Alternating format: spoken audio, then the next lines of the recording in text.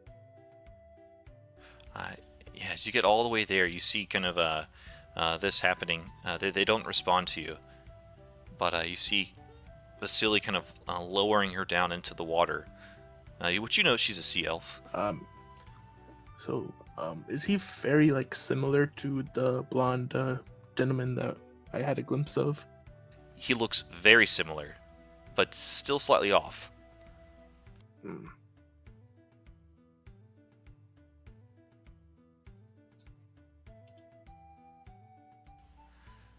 And he continues to lower into the water. Half of her body is submerged.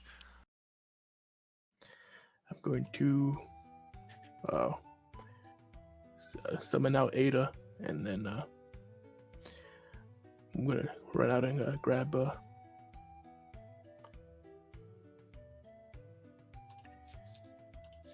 I'm gonna run up and grab her. As you reach her, you grab into the water just as her fingertips are submerging as well. As you look right, you see where you saw Vasily von Holtz for just a second is now this just glimmering mist that seems to float off into the sky. You see where you've left Katerina kind of back, just with her hands over her mouth, and gasp. As you grab her hand, you feel just a little bit of a clinch, and then you look into the water, and you see Serena dancing not with a young man that looked so much like Strahd, but a bugbear. A handsome bugbear in a sailor outfit. And then you look farther, and they're not only dancing, but they seem to be on a great vessel, traveling across a beautiful sea. And you see scenes play out of these sailors' lives, and the glorious times they had with one another.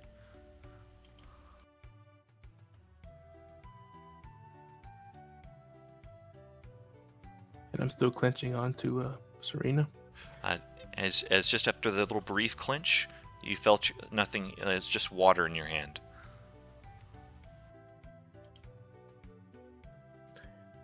Or it's gonna be getting like splashing like crazy and digging deep into the water. The water feels so soothing, so cool and nice on your hands, even as you kind of terrifyingly just rush at it with extreme fear for your friend. As you kind of thrash around at the water, it's almost like as it splashes across your skin, it calms you a bit. You feel more peaceful, even though you know that your nerves are screaming out at you for your friend. But as you splash, you don't see any sign of Serena. You can give me a perception check if you like. The water is very, very clear, very crystal. If it wasn't for the reflection of the moon and the sparkling lights, it would be see-through all the way down to the bottom. But what you do see actually is you splash through. Maybe it catches you off guard a bit, but it looks like there's a bit of a kind of a tunnel kind of towards the bottom of the pool. Look, a tunnel entrance, and what you see is a pair of eyes that seem to be atop the tunnel entrance with 6 stars around the edges of it.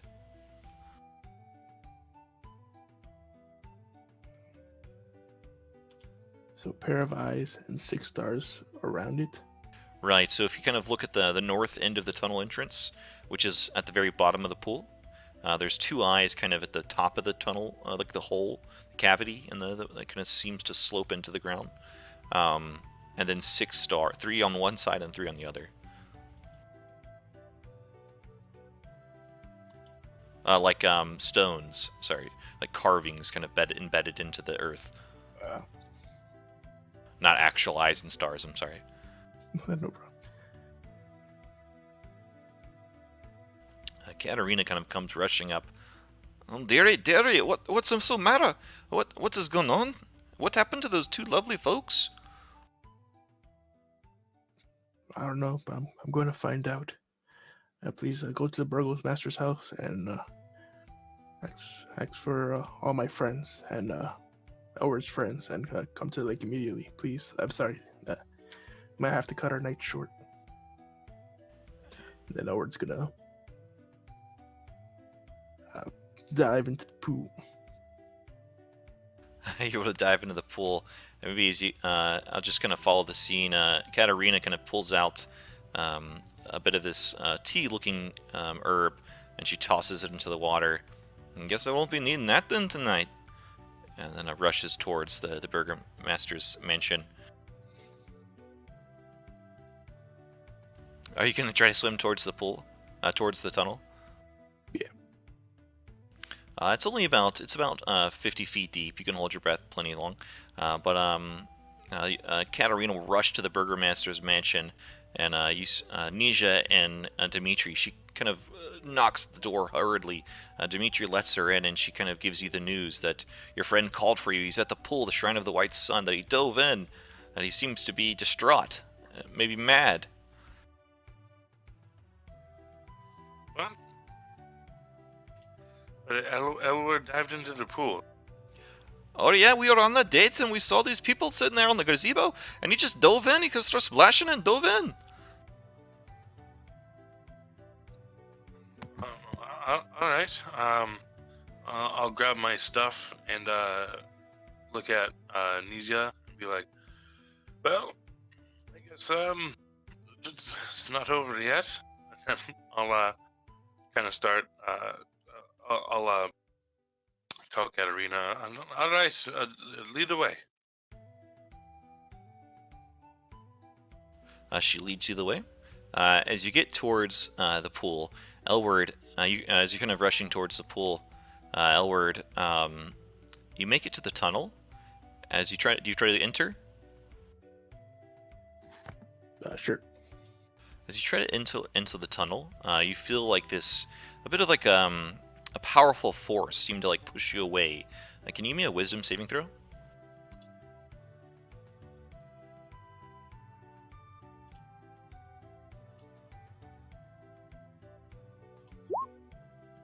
Yeah, you're able to overcome it.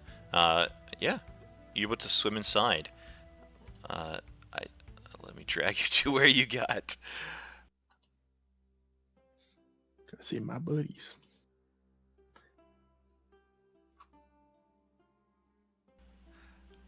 Maybe just as you're reaching the pool, Dimitri and Ninja, you see Elward kind of dipping into this tunnel with a pair of eyes and stars surrounding the tunnel entrance.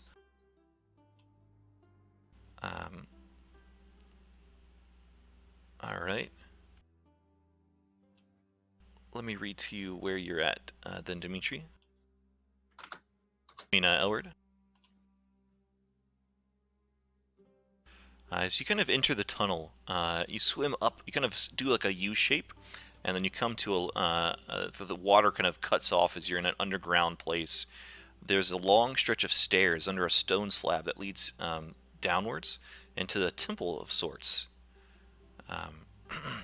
As you descend 60 feet into the earth, it leads to a large hallway with 4 exits. The end opposite to the entrance features a strange, misty barrier, almost like the barriers of water. As you kind of look about, the floor seems to reflect with this eerie moonlight, and you see these streams of water kind of pouring throughout the 4 entrances. Dimitri and Nija, as you kind of caught sight of this act, what do you do?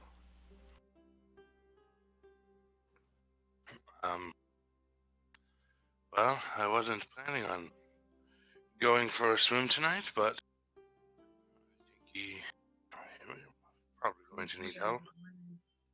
This is the same day, right? Yeah. Ah, crap. Okay. I gotta adjust my hit points and all my spells and crap back down because I had not anticipated that either. Oh, you don't have to do that yet. Maybe, but you don't have to do that just yet. And we would have had at least a short rest, right? Yeah. But yeah, I'll dive in after him and try and follow him. You feel the same powerful force as you get to the tunnel, and need a wisdom saving throw. Unfortunately, this powerful force seems to strike a chord in your mind that you're not allowed here. Something kind of you're frightened essentially of this door. Right. Yeah, seeing Dimitri kind of rush in and pause, I will also attempt to make my way in. Go ahead. Give me a wisdom save. as you swim towards it. Maybe kind of on your way down, Dimitri kind of passes you by the opposite direction. You're able to break through the force. You feel it all in your mind, kind of pressing on you with a bit of force, but you force your way through. As you look back, I'll turn back and I'll turn back and say, "Are you not coming?" Are we underwater? Right? You are. Go, Yeah. go. Oh, we're underwater? Yeah. Oh, balls. Cool water. Oh, it feels Okay. wonderful. It feels very nice, calming to your senses. Very, very rejuvenating. Could I then? I will spend. I will spend a sorcery point since I cannot verbally cast the component. But can I spend a sorcery point to cast suggestion on Dimitri to suggest that he comes back and gets his ass in this? We could try that. Sure, we could try. Oh, so why do you want to use the sorcery point?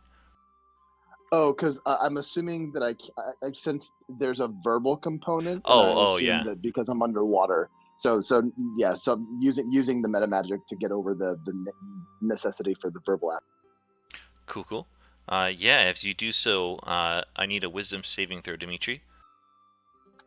Come on, fail this sucker. And now I want to fail, and now I'm gonna Yeah, it's gonna be a pass. natural 20. You're all 1s and 20. What's the? It was wisdom, right? Wisdom. Yeah, wisdom DC 16. Of course. I was like, because I don't know. I wouldn't really know if you're using subtle spell. I wouldn't even know you're trying to cast the spell. So I wouldn't choose to fail. Yeah. If you could hear an underwater sigh of bubbles, you would. And seeing my effect, I guess, not kind of not take place. I'll sigh some bubbles and kind of continue down the path that I saw Elwood. Also, I probably look at this point, since I'm frightened, I probably look a bit panicked and like I'm trying to get away from this shit real fast. Yeah, for sure. You break through the, as you kind of get like, I don't know, maybe like 30 feet out of the away. You calm down a bit, but it still seems like the force of this door is pressing on your mind, Dimitri. Nij, you're able to kind of surface, you kind of do the U shape and into the stairs, and you descend 60 feet, and you come upon Elward with, it looks like Ada the puppet, kind of staring out at this magical temple with a bit of awe. And now I assume there's air now. Like Oh, yeah. we're able to make it past like the bend of the cave. Okay. Date not going well.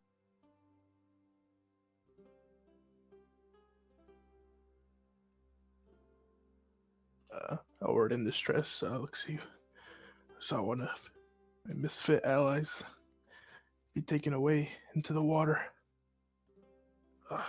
She was talking to that person that they mentioned before in the party that he was like really aggressive on her. I don't know if it was an illusion but it all happened so fast. I need to find her. Are you sure you saw what you saw? I'm sure. Yeah. Katarina was there and she saw it too. Can I insight check Elward to see? Yeah. I guess it's tough because I guess technically speaking, he thinks he saw what he saw, so I guess it wouldn't really help me. I guess I'm not really sure. You could, clear up your suspicion. If you roll, you could totally tell if he believes himself or not. Yeah, maybe you're still suspicious. Yeah, he totally believes himself. Yeah, you could feel free to roleplay it however you like. You'll see again, Nisia kind of give out a heavy sigh. All right, lead the way. Even if it was an illusion, who would know me enough to know Serena enough to play such an illusion?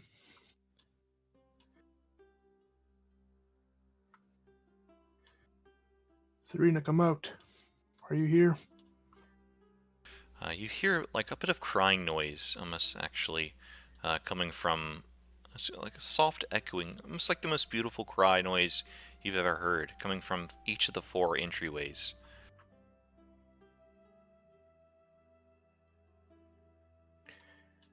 What do I see here in the center? Like some It's a swirling mist. wall of water and mist.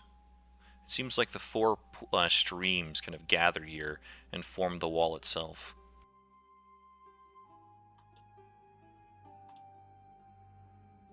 I look at each of the streams. There must be some kind of mechanism. Wait, where's Dimitri? He should be here. He seemed frightened of the cave entrance. I couldn't tell you why.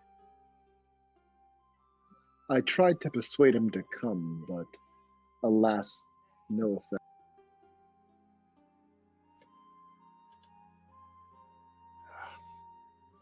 I did feel something when I was coming in, but perhaps I was too distraught to even care for the trap. I'm sure he'll make his way here eventually. This is still something worth investigating anyway.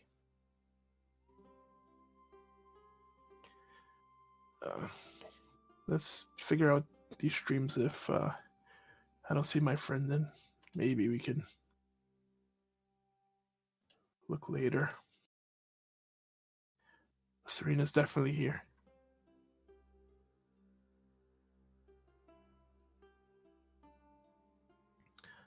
Let's start here. Then we'll start heading north. Looking down at the streams at our feet, does it look? Are they small enough like we could disrupt them in some way, like with like dirt or something? Like I guess some sort of object maybe we're carrying on it. You could try. They do look a bit salty as you kind of look at them. Okay, I'll lean down. I'll lean down next to one, and I will cast a ray of frost to see if it will kind of stem the tide of water. Sure. Give me the attack roll.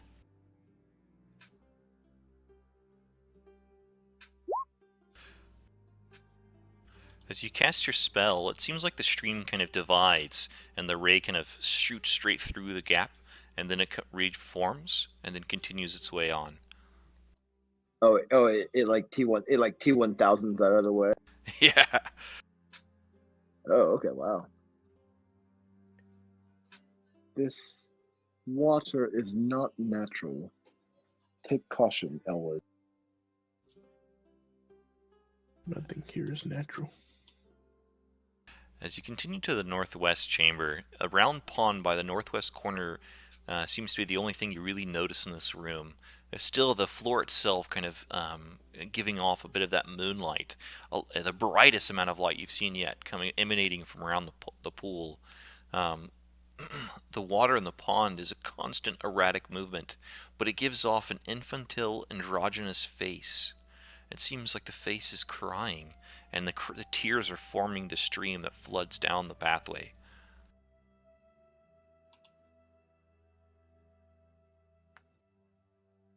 Hey, stop crying. Where's my friend? Hello? As you speak out, the face calls out. We may be soothed, but only by the followers of a daughter of Mother Night.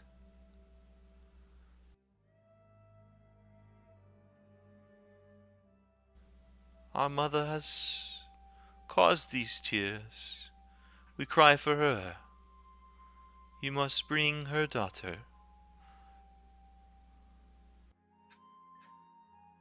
Where can I find this daughter? She begins to cry even more. Here, there, around the corner. Where else? But the daughter you seek is not here. What if the one that was just here in the lake was dancing with the bugbear? What have you done with her? More tears, just pools of sadness, and she begins to cry. You have such deep feelings for that one. I would like to hear her tale sometime. I do not know of what is above. When you come back, please do share this. Collect what is sad, what makes you feel, and share it with me.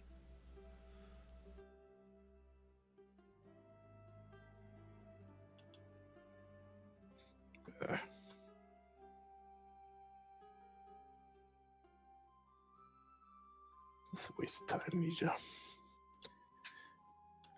Everyone here in Barovia speaks of riddles.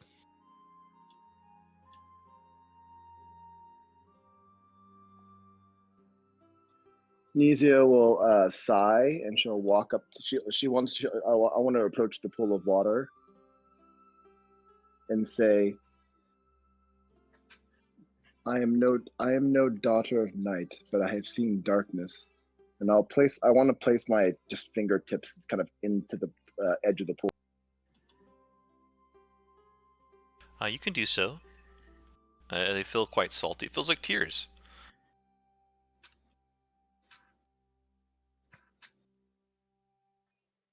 I share your pain. I see you have pain. I cannot know all, but I would love to hear the tale of the one that causes you pain as well.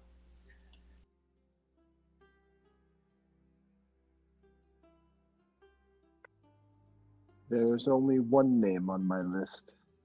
Its name is Strahd.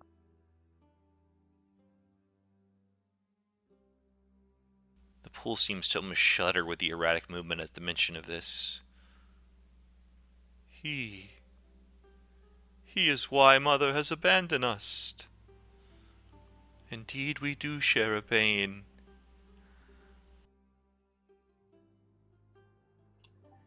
But we don't cry. We keep fighting. Come, Nisha. I think we're at a standstill here. Maybe we should head back. All this crying is making me want to get violent. Nizia will withdraw her hand from the pool and just say, Be still, young one. For justice comes to all. Perhaps the face kind of stills a bit, but still quite erratic and shuffling about. The crying stream continues.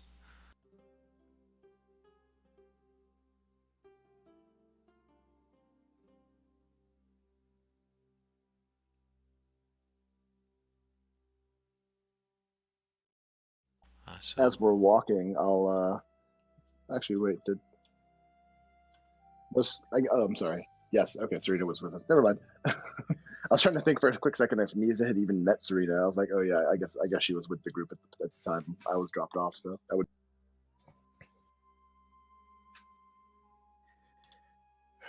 Daughter of the night.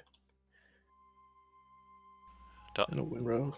Daughter of the Mother Night, right?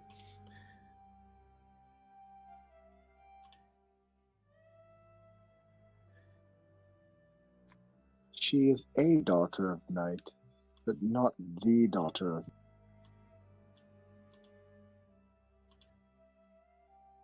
Yeah. Maybe Winrow might know. She's always spatting about that stuff, but I just zone her out in my head, as I do most religions.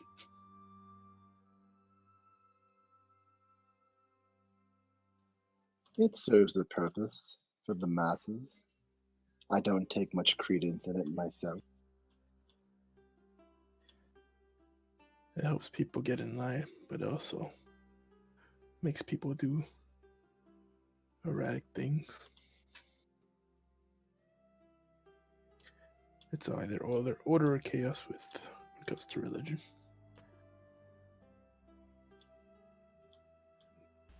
So perhaps you guys swim your way back out, and you see Dimitri kind of look at you with a bit of relief, maybe. But Dimitri, you see your two companions swing back out at the pool, and kind of maybe you all rejoin at the surface of the pool.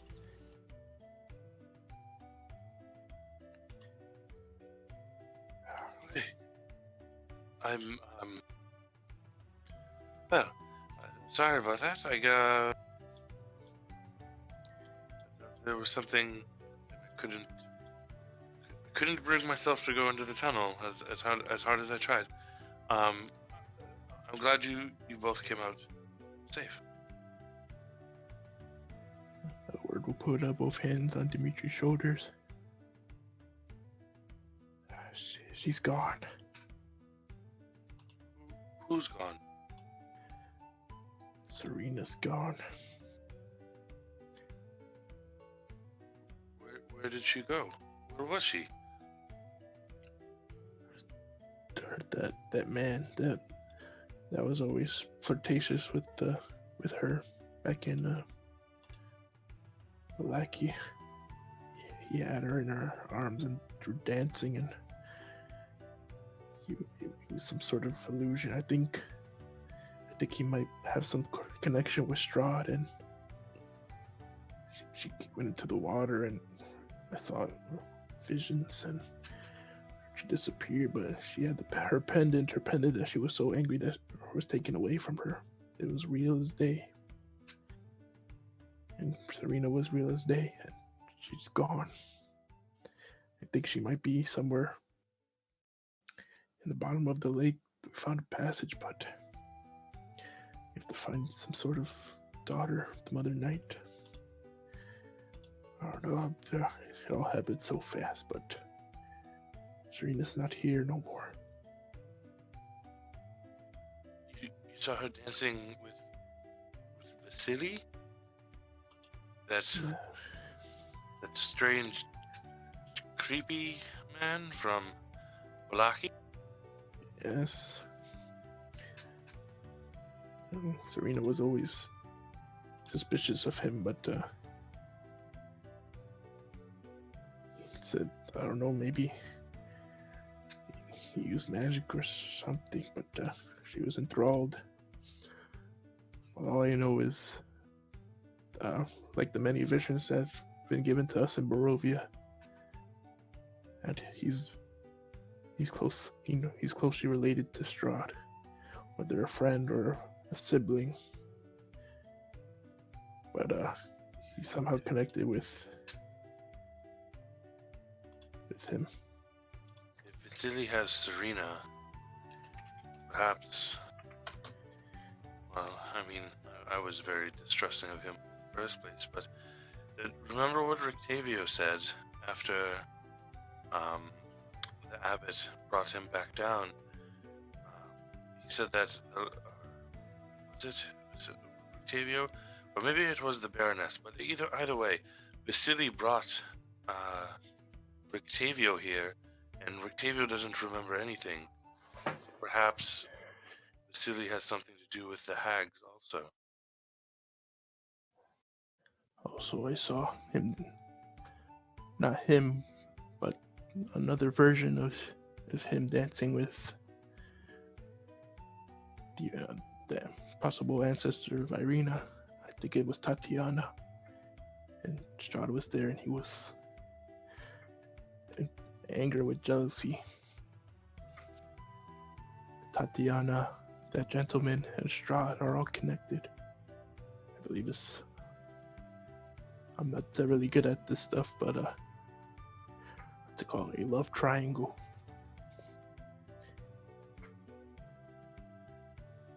Yes. Well,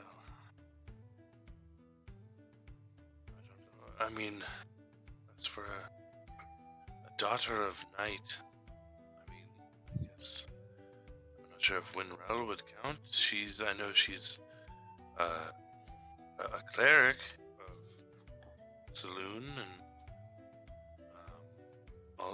also with her condition, I would consider her a child of the night. Yes, we'll ask her whenever she... Yes, but yes, she's not here for us to test that theory. No, that's true. Well, but I'm sure she'll be back. Perhaps we could have missed one of the children in her stay. Well, why would the children be a child? Are they not afflicted? No. The children we rescued from the werewolves hadn't been given that curse or gift, however you want to look at it yet. The werewolves were going to have them fight to the death, and we saved them before that. Shame. It would have come in handy.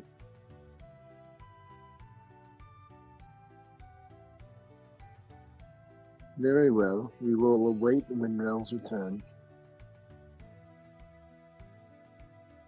I'll kind of pat a word on the back though and be like, I'm sure we'll find Serena again. Now, maybe, I don't think she is in the pool. Perhaps the pool showed you a vision of how to find her? I know what I saw. Well, we already lost too much people in and out of Barovia. I don't want to lose more. But maybe if you go to that gazebo like I did, you might see a vision yourself. But I warned you. It's pretty strong. But I know Vasily was the vision, but I know Serena was real. I grabbed onto her.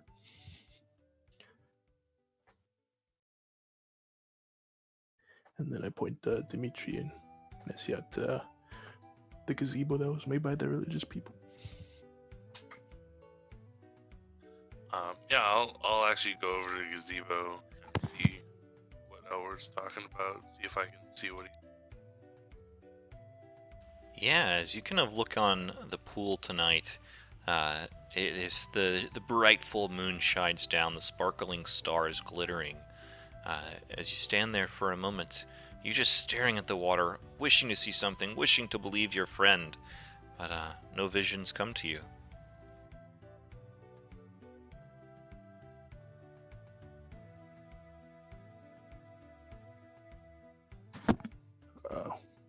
Can I make one last investigation of the gazebo? Yeah, of course. Like glyphs, any magic, anything out of the ordinary, like a weak plank. Go ahead and give me an investigation. As you kind of look it over, you can definitely tell that this gazebo is pretty old, that it would not be very hard, that, one wrong kind of heavy wind or kind of a light blow from something would pretty much tear this thing apart. It's old and could be destroyed quite easily. It seems like there's a undercarriage a bit, but you were to look under there, maybe kind of pull a loose plank and look under, but there's nothing hiding there or anything like that. But you do, because of this check, discover a possible location of a special item if our Tarokka reading had been different. But not for us, unfortunately.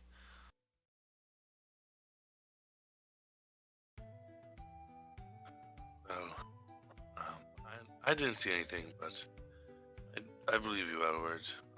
But if we need a child of the night, we're unfortunately going to have to wait for Winrell to get back.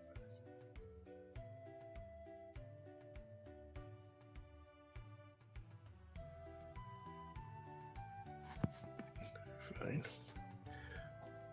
I'll ready my puppets until she gets here.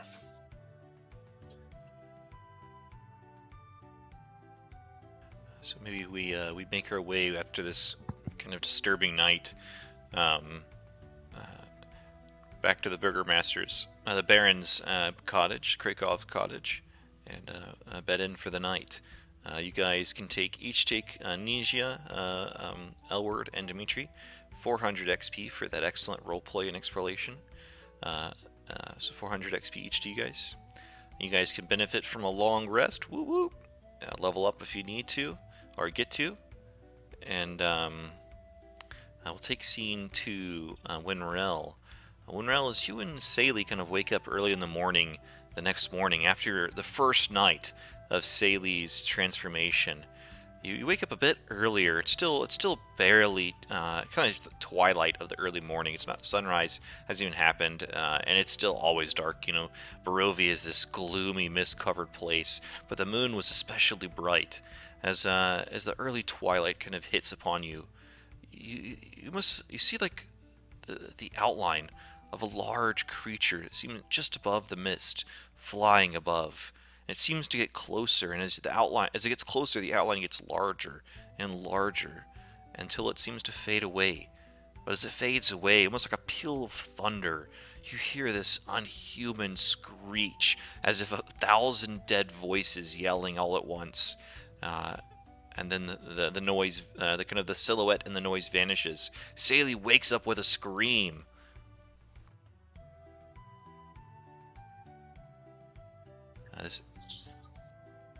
You've seen the figure once before above the mist on your travel days.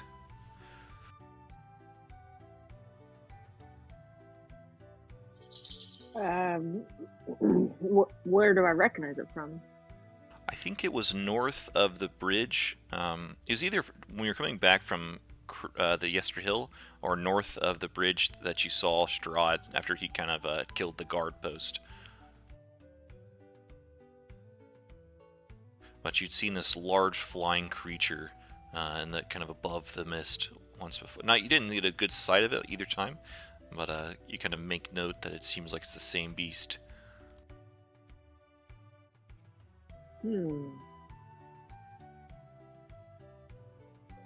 It was like it was just a quick vision of it, or it's still there?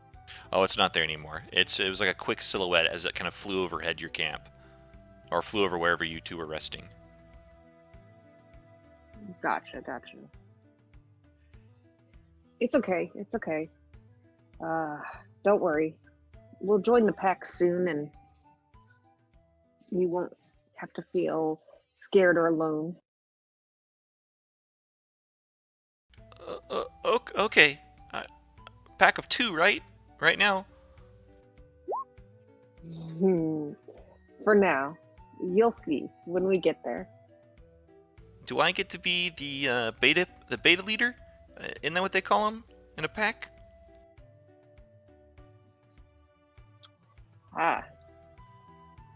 Sure, we'll see. She starts calling herself Beta and does a few cartwheels. It looks like she's much more cheerful. But yeah, you guys able to make it back. I mean, you got pretty close last night, the previous night, but you were able to make it to the werewolf den. As you approach the den, you actually see this large bear-like creature covered with white fur and big ram horns sticking out of its head. It looks like it's stumbling with kind of a greedy look in its eyes straight for the mouth of the den. As it stumbles forward, you see 2 quick little flashes of light as arrows strike it in either eye, with flaming with a blaze. As it does so, it screeches in pain and runs off towards into the snowy abyss. But Zuleika greets you because she notices you as she kind of steps out of the cave with bow in hand and another arrow with a flame at the end. She dips the arrow into the snow, setting it off, or like taking the flame off, and then waves. Zuleika, how are you? How are the children? Greetings, Alpha. The children are well. As you can see, predators think they can take advantage of our situation. They are mistaken. Yes, that is not ideal, is it? It is not. I wish that it would have fell. More meat for us. Hmm. Well, I brought someone. Ah, hello, little girl. Sally, Yes. Sally. Yeah, she prefers the nickname,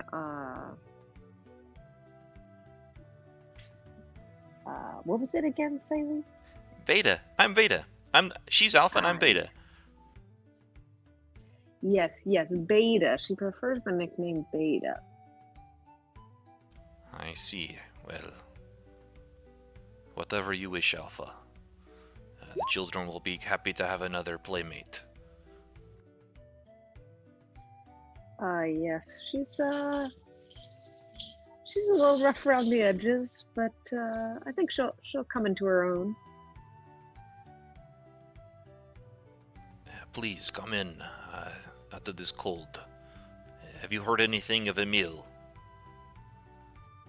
She looks pretty concerned. Zuleika doesn't falter much, but she definitely falters the mention of Emil a bit. I have not. We are scheduled to potentially meet with Strahd at a dinner in I don't know, say a week's time about. I don't know if we're gonna go.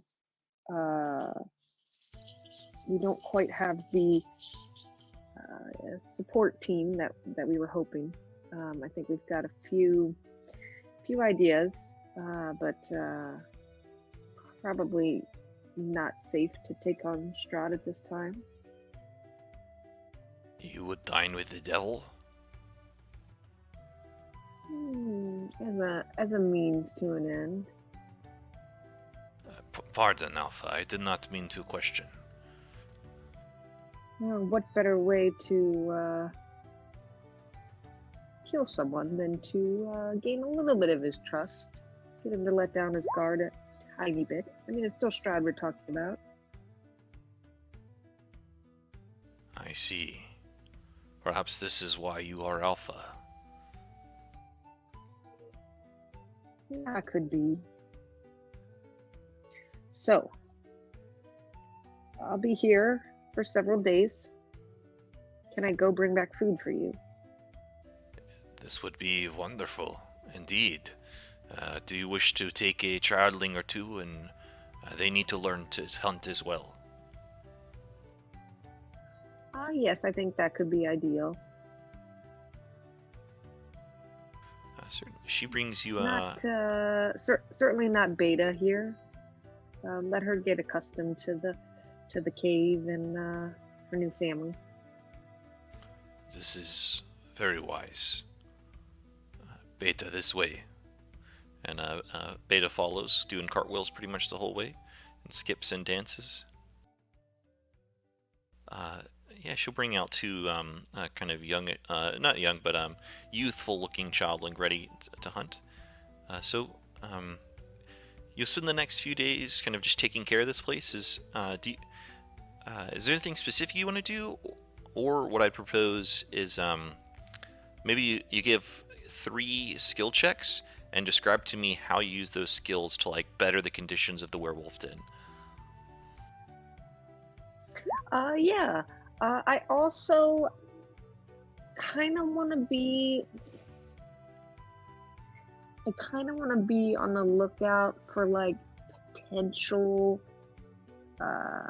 new members, but just in the sense of like people that might, I don't know, might live alone in the woods, or like, I don't know, seem like weak or sick, like accessible, not like going in and, you know, stealing children out of a town or something. Yeah. So I just keep my eyes out while I'm out hunting in the woods. Yeah. I mean, it's a pretty isolated area, but we can like maybe that can be like perception maybe it'll be like one of your skill checks for like looking out to increase the numbers of the pack. Because right now most of your pack is elderly and children. Like you have about 30, I think, Right, werewolves exactly. total. Just because of the potential danger to the pack, I'm feeling a little less strict in my I don't know, moral attributes about potentially, adding to the pack. Yeah, definitely. I forgot to show you, but this is what the creature that Zuleika scared off. Oh, wow. Okay. Yeti.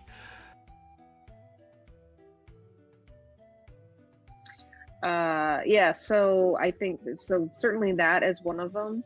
One of them would be to obtain as much meat as I possibly could. And with that, if I able to kill any yetis or something, I would attempt to skin the fur to kind of use as beds and comfort for the kids, as well as heal anyone that would need healing. Awesome. So yeah, maybe a perception check, a survival like perception check to find new members. If it can find any wild folk or people in the area to recruit. A survival check for food and supplies and gathering furs for bedding and stuff, and then maybe a medicine check to kind of make sure that everyone is that the pack is staying healthy and kind of healing any injuries that happen on the hunts. Okay, I'm gonna use advantage on the perception. Okay, yeah, cool. We'll give it a DC 15 to see if you find anyone new. It's very isolated. Damn it! That was some shitty rolls. Sorry. You do try quite hard, but I mean, maybe you come across a couple mountain folk. Maybe you come across a small family of wild folk kind of living in this tundra, very cold area. But it's like like an older lady and another kind of youth, more younger lady and a small boy. None that you seem like that you'd really want to part from. They kind of look like a happy people living in isolation. Gotcha. Okay. Yeah, that's what the DC is looking for that. You generally do keep up the upkeep of the healing and the pack. And no one gets gravely injured in the hunts, and maybe a few kind of get a little hurt, and you're able to heal them back to health.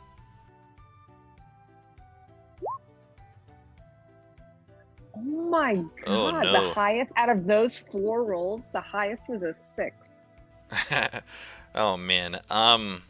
Yeah, I mean, you're able to get some food and supplies, but it even seems like the pack is going to take a bit of a dip in supplies this over this period. It seems like the addition of Saley not knowing how to behave in a pack mentality, kind of consumed too many rations, and in a fit of rage tore up some of the beddings that the pack had built. But all part of the learning experience, I guess. Oof.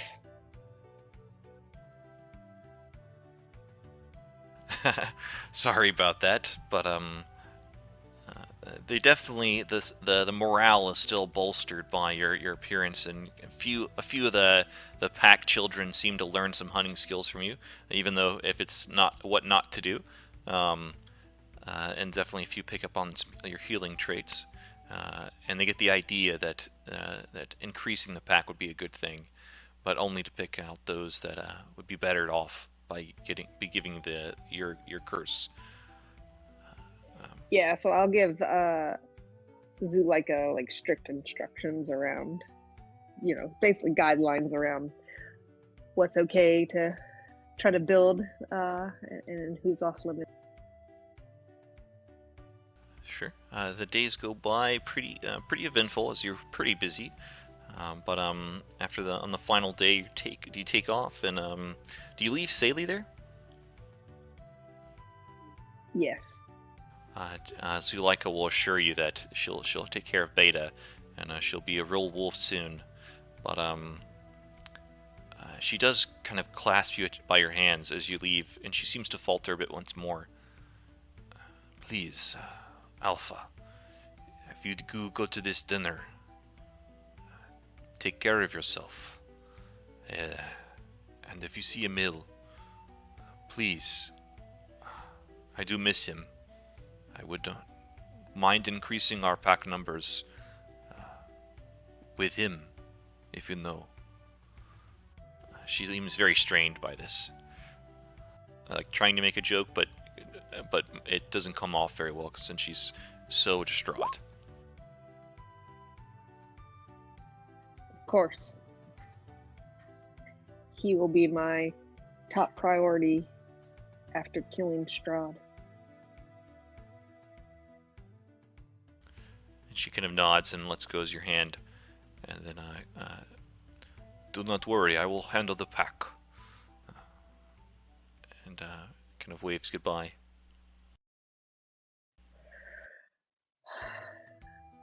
Sorry, I couldn't be of more help. Next time, I promise. Your presence was enough.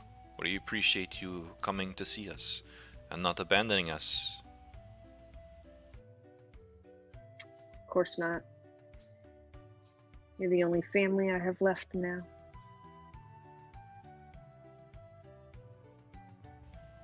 You are certainly our family, and our leader. The children of Mother Night obey your command. I'll return when I can, or if not, when the task is done. If I never return, there could only be one reason why.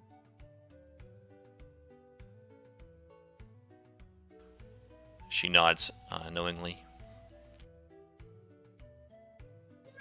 Farewell. Cool. Go ahead and take 400 experience for your roleplay. I'm not going to add any bonus for since the rolls weren't really successes, but hey, the medicine was I squeaked by on the medicine. Oh, it was a success. But it's mostly just a stable. Yeah. What was it? Was it 300 or 400? Sorry. 400 total. All right, cool. And you'd have been able to long rest a few times if you had level up. But I think we'll move back to Elward, Nesia, and Dimitri, as you guys have about 6 days of rest before it seems like Winrel will show back up. We can do like turn order if you guys want. Yeah, we'll do that because I think you each will have like different tasks you want to do.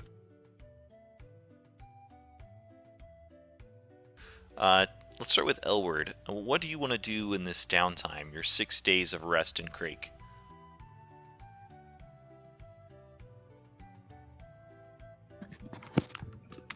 Nice. Okay. I'm going to be using 1 full day to build and repair all my puppets. Next day, second day, I'll be spending this day to using my woodcarver's tools and proficiency to make some bolts. I can make about 60 in the day. Bolts? Yeah. Okay, cool. I thought you said boats, and I was like, we're about to go fishing. We're about to start this Ghost of Saltmarsh camping. Yeah. And I'm also going to use my woodcarver's tool to make a small sculpture of me, just like kind of like a trophy size. And I'm not good with this stuff, so it's gonna be like me in a weird raunchy pose. And then I'm gonna leave it at Katarina's store with a note that says, "Thank you, sorry for the early night, and use this to remember me by." Nice. She would write back and would leave a gift at the Marin's cottage. I keep wanting to call them Burgermaster, but they're not Burgermasters, they're Barons. With a bit of a gift to It's kind of like an intricately carved jar. Looks like it's like a cookie jar of sorts, but inside is like what would be inside? It's in the shape of a heart. It's a cookie jar in the shape of a heart. We'll say that. Nice. There. Then this is where the tricky part comes.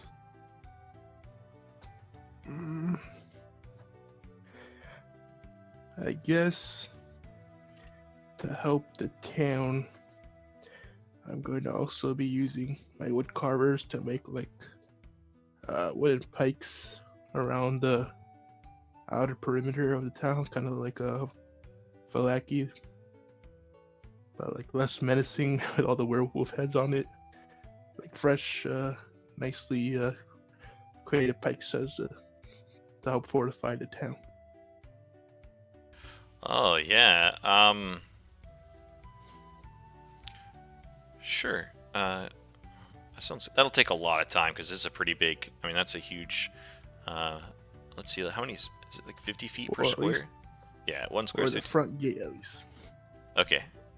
Yeah, we can do that. But that'll still take you a good. That'll probably take you a couple days. Like, so you used about 3 days. So about the final 3 days. Do you want to use that on the pikes? Yes, only because I know nothing of what to do. No, that's cool. Maybe it's just kind of spending some time kind of perfecting your art, dwelling on what you've learned and what you've lost and what you hope to gain. But give me, let's see, give me a couple checks. I guess one for your the bolts, wood carver supplies, and then one check. What did you use for the gift to Katerina? I guess I'd use the wood carver strobe, but maybe like sleight of hand to etch out all the details and stuff. I like that. Yeah, and then another check for your pikes. It can be wood carvers. It's fine. Sure.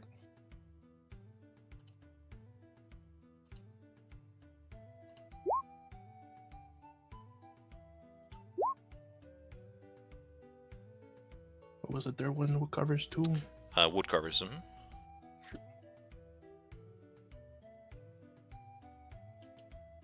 I also have tinkers if the soldiers need things fixing.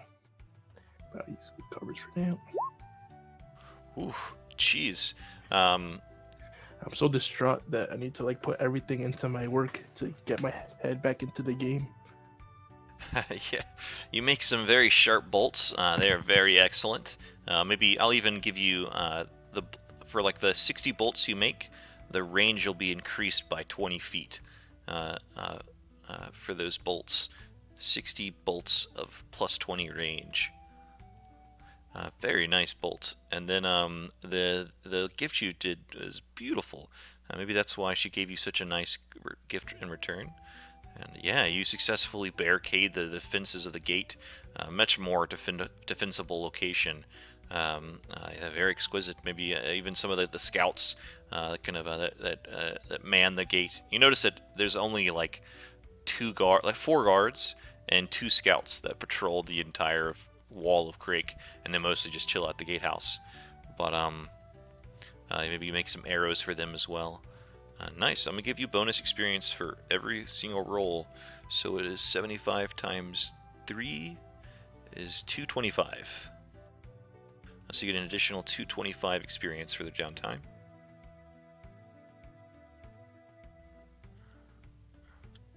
All right. Anything else?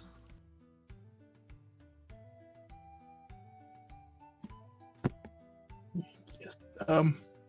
Well, this is more of a RP thing, but about how far are the swamps away from Krezk? Yeah. We can check that out.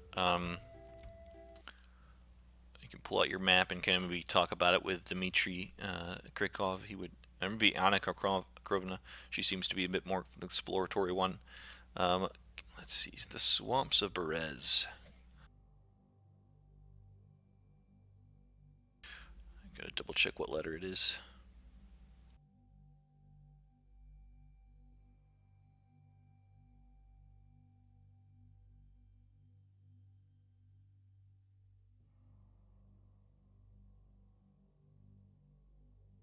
Alright, that's the one. I thought it was that one.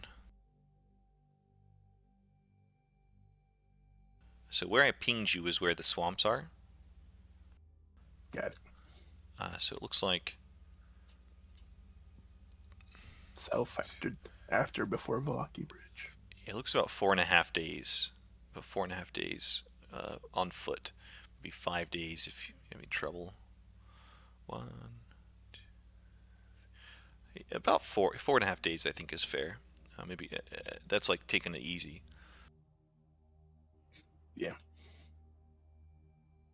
That way I'll have something to consider after the dinner at Castle Ravenloft. Yeah, there's quite a bit of things, locations and things going on that we've not yet explored. Perez being one of them.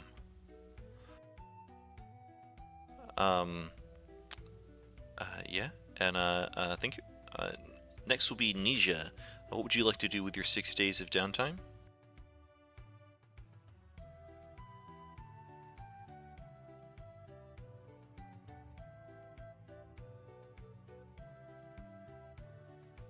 So sorry, I was AFK for just a second. We were transitioning to the kitchen.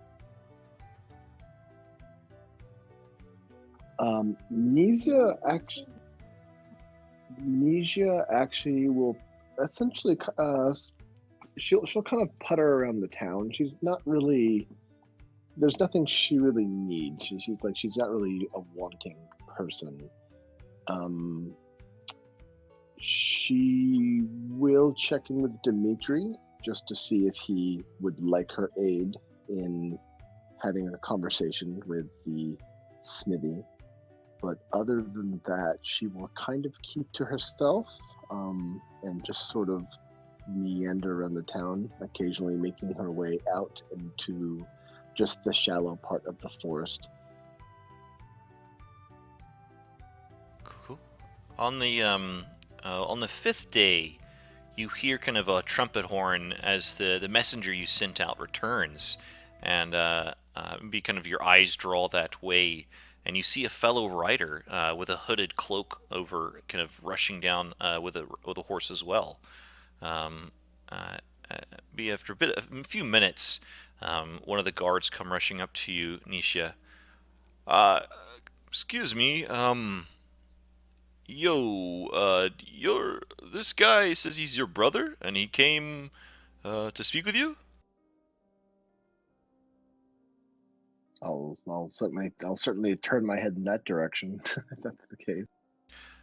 He'll kind of take you to the gatehouse, and Baron Krezk is there as well. But let me show you who you see. He's riding a horse too.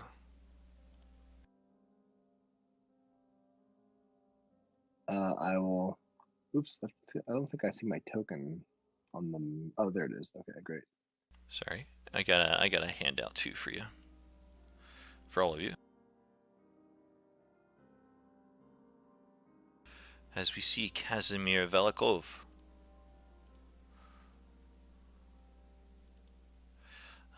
Casimir, for just description, well, I assume you know what your brother looks like, but he's a mutilated and grief-stricken dusk elf.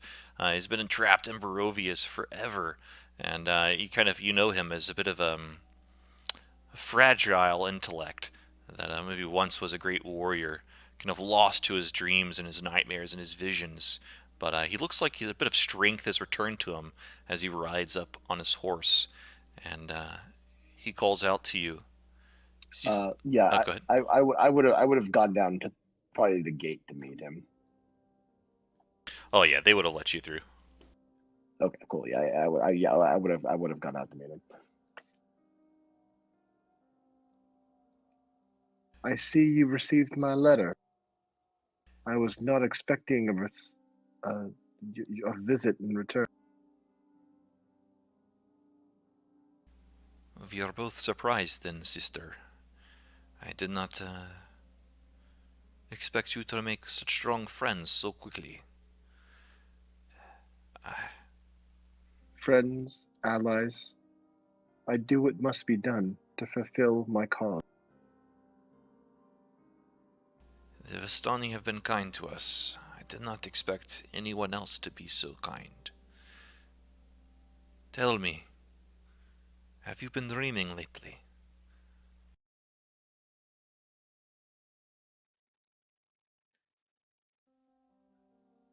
I wish to have been so lucky. You know what vision I see in my sleep. It's the same I see every waking moment. The vision of avenging my sister. The vision of avenging my people. There isn't much more to dream beyond that. Hmm. Have you forgiven Patrina? Do you think of her often?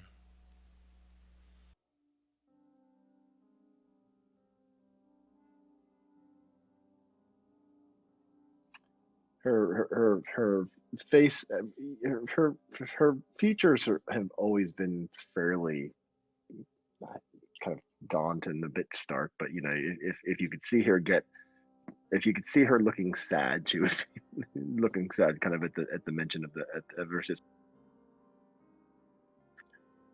I'm not sure forgiveness is mine to give. Not yet, anyways. When Strahd is gone, then perhaps I can find my peace with what had happened. He seems a bit to think about this, and then respond. She has told me the way to get her revenge, to put an end to Strahd, to redeem our people, to heal this land. It lies at the Ember Temple, east of Solanka Pass. I know the place is cursed, but it is cursed by the great wizards of the past to protect it, to protect evildoers from abusing it. It is there that Strahd's power lies. If we cut him from his power, we can save our land, save our sister, save us.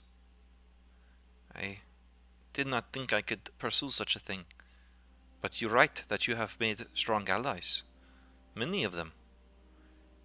I think that with her help, and your allies' help, perhaps we can do such the thing. I know the way to the temple. I can guide you all. Sister, would you be willing to help me? Help us. Forgive Patrina. I cannot speak for them, for their cause is not our cause. We share a common enemy, but I do not presume to think that they are willing to sacrifice what I am willing to end this curse. I will ask them. Give me a few days.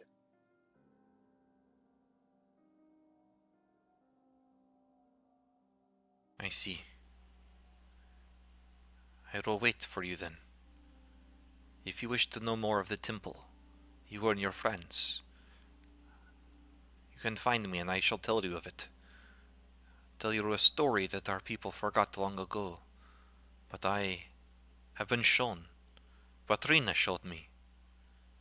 I think that it is the key. Where will you make break camp? If you are here, I will as well. I do not have means of getting in, but you seem friendly with the Baron. If it must be, I shall rest outside the city or the village. Is that the Baron on top of It is, yeah. uh, He's kind of.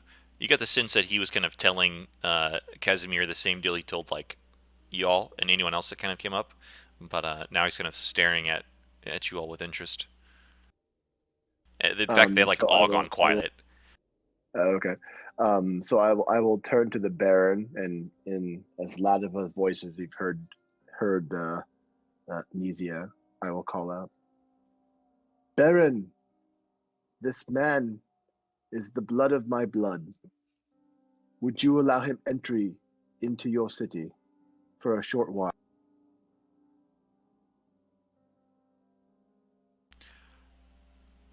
For you, of course, of course. You have done much for us, much for me. Please, sibling of Nizia, friendly dusk elf, be welcome into Krezk. We do not have much wine to spare, but we have plenty of snow and swine. But, come in. The gates are raised. And I'll still not turning around. I'll kind of glance over my shoulder and just say, "It's good to see you again," and I'll kind of walk away. I'll kind of walk into the gate, kind of away from him.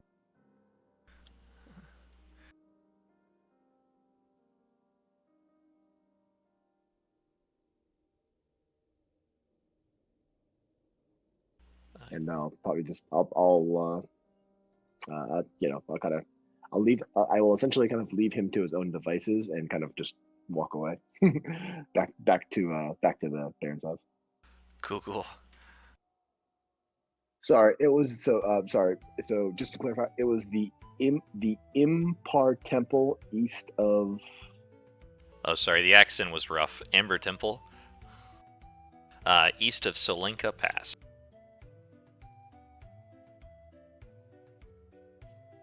Very cool.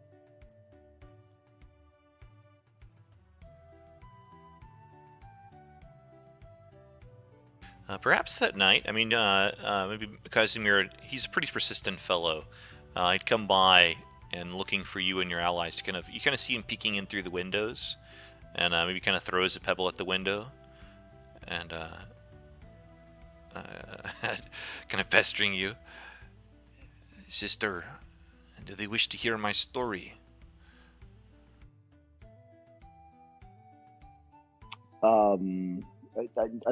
Assuming maybe that we're kind of gathered for an evening meal or something like that, I'll let out a heavy sigh and just say, I don't think he's going to let this one go. Would you all be so kind as to hear his tale? He claims of visions from our sister. I don't know if he's telling the truth or not, but he seems very persistent, and I've never known him to lie.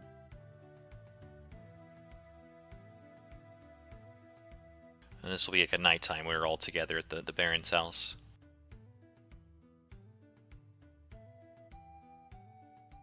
And so I'll be telling this to Dimitri and Elward. I'm not sure if Windrell's back yet or not. So unfortunately, not quite yet. How do you guys respond, Dimitri and Elward? Oh, to the tail? Yeah. Yes. He can. We can listen. So I'll go open the door and say, "Come, brother, share your tale." He walks in as if he's a madman coming in from the cold, which he exactly is, and he kind of a bit of a cross smile crosses his face. He clamps his hands together, and you see a bit of kind of lights and images scatter out around him and kind of begin to dance. I would like to tell you all a story, one my dear sister Petrina has showed me. You are the allies of my sister, Nizia. I will trust you to help me cure our land. The story is the key to the devil's power, and the key to taking it away. As he claps his hand and the little lights and the figures kind of dance around him, he pulls a golden flute from his chest pocket and begins to play a short, charming melody on it. Then as he kind of takes a pause, And he kind of tells the story in a sing-songy voice. He's definitely hung out with Vistani for too long. You get the impression. Before man, before the elves, before even the sky beings, there were the titans of chaos. In all, there were 20 such creatures. He plays another little tune. And then he continues, there were Fekir, queen of poxes, Xanthras, the kingmaker, Zudun, the corpse star, Yog the invincible, Drizlash, the nine-eyed spither, and all the rest. Then he kind of plays another melody. As he does so, it's almost like your eyes are playing a bit of tricks on you as kind of the fire and the chimney fireplace seems to kind of swirl and dance to his tune. Of course, he says, as he kind of tucks his flute away, they've been asleep for thousands of years, but they are starting to rise. Strahd woke one of them centuries ago, a vampire, but another is stirring in the Ember Temple to the south. Too many. They are seen as monsters. After all, some monsters have claws and teeth and attack you in the dark and fill the air with their howls, while other monsters are small and invisible, but just as deadly, capable of wiping out entire cultures. And then there are those monsters who are more than just creatures. They're concepts and ideas that infect and spread. Those monsters use weapons of passion, fear, paranoia, and hatred. Those are the most dangerous monsters, as you never notice them until it's too late. And the greatest of those monsters become the more difficult they are to destroy. When a monster like that appears in our world, only the combined might of many can destroy it. Such a monster rules over us now. We must destroy the source of its power. As his tale comes to a stop, the lights kind of fade out. The fire and the fireplace fades out as well. A peal of lightning strikes across the sky in a roll of thunder, and then the fireplace comes back on, and Casimir bows.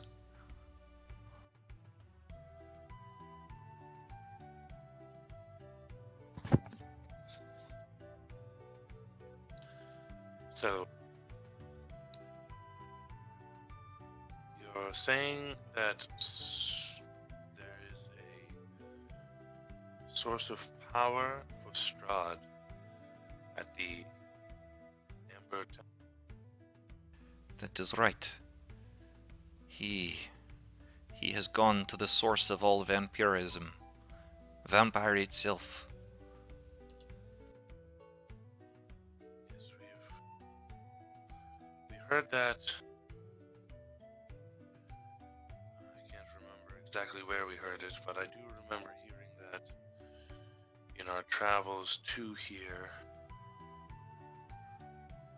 But now that you're reconfirming it, sounds like a place that we might need to take a visit to. Do you know what this vampire is? Is it a being, or is it like almost, I guess, a ghostly entity? He is a titan before us, before you, before them. One of the original. The darkness that spread across our world.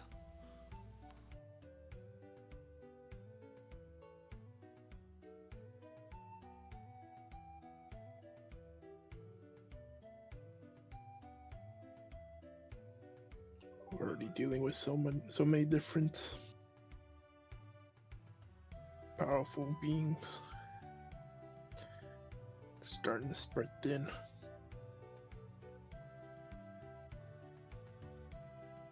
We already lost one from fighting Strahd. That'll go well. If what my brother says is true, it won't be the first friend you will lose.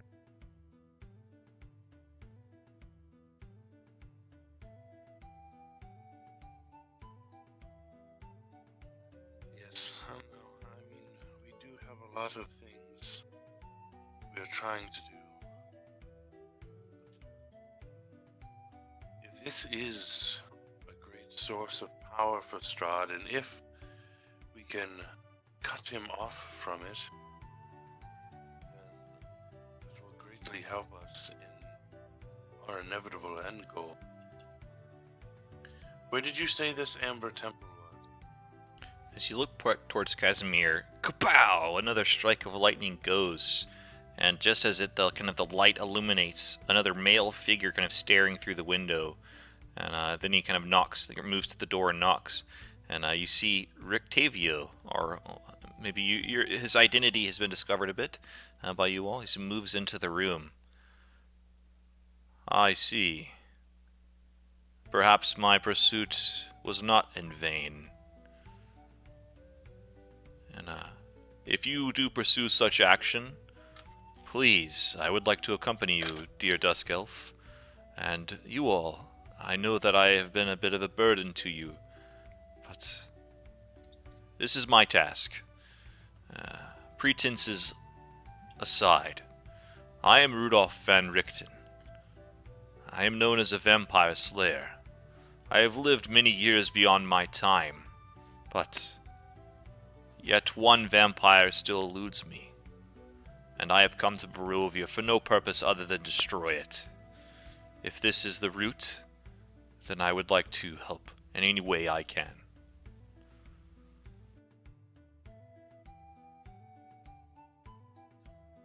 Well, we actually have the great Rudolph van Richten on our side. This is quite a pleasure. I have your book.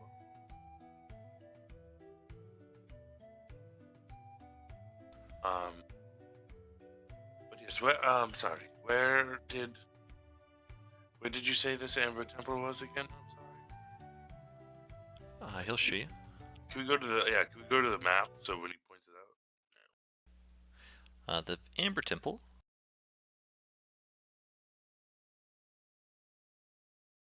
So there is Solinka Pass. And there is the Amber Temple. Pretty far away. Oh, That's very far. Yeah, that's probably a good 7 days away, if not more. I mean, if we're going to that swamp village, yeah, that's the Airship? only way we can. That's one of the things you want to do is hit that swamp village. We can, I don't know if we can off-road it a bit from the swamp down to the bridge. Find a boat. Or get a boat downriver and then hit the bridge and take the road.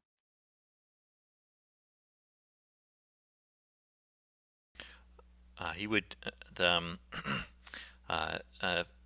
Casimir would mention that the Amber Temple is quite large, quite steep into the Mount Kakis, like thousands of feet up, and that it's hazardous to take any route other than Solinka Pass. In fact, it's too high up, essentially. You'd have to take the bridge across. That the bridge is hundreds of feet above the river.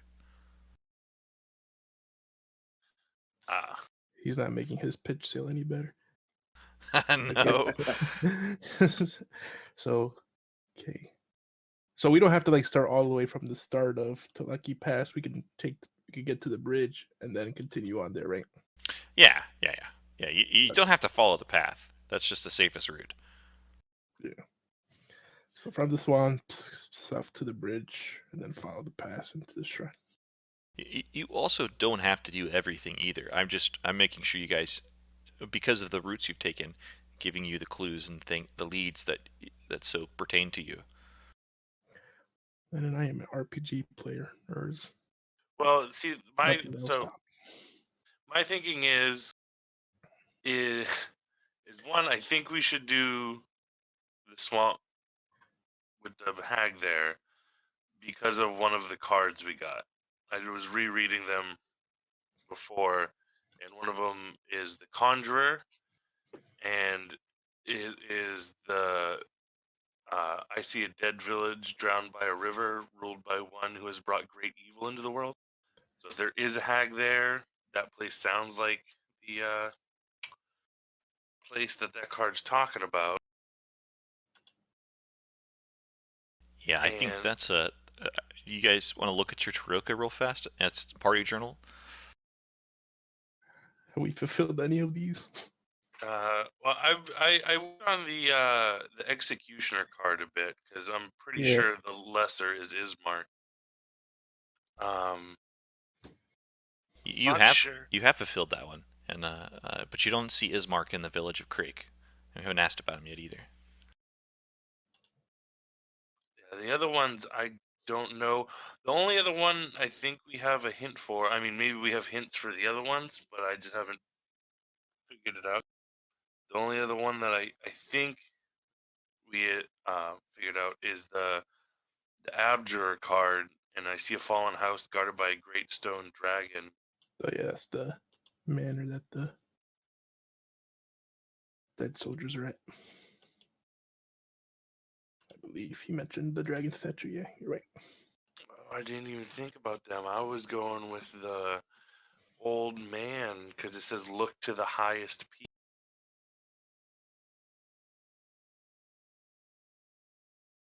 That's where they were saying they were seeing that crazy old man was on Mount Baratok, which is the highest.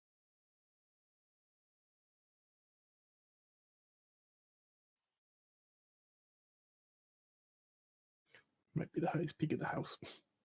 I could be wrong. I think Mordekainen's the seer. Maybe. Where's the? Did we figure out where Argynvostholt is? Yeah, you did. Argynvostholt is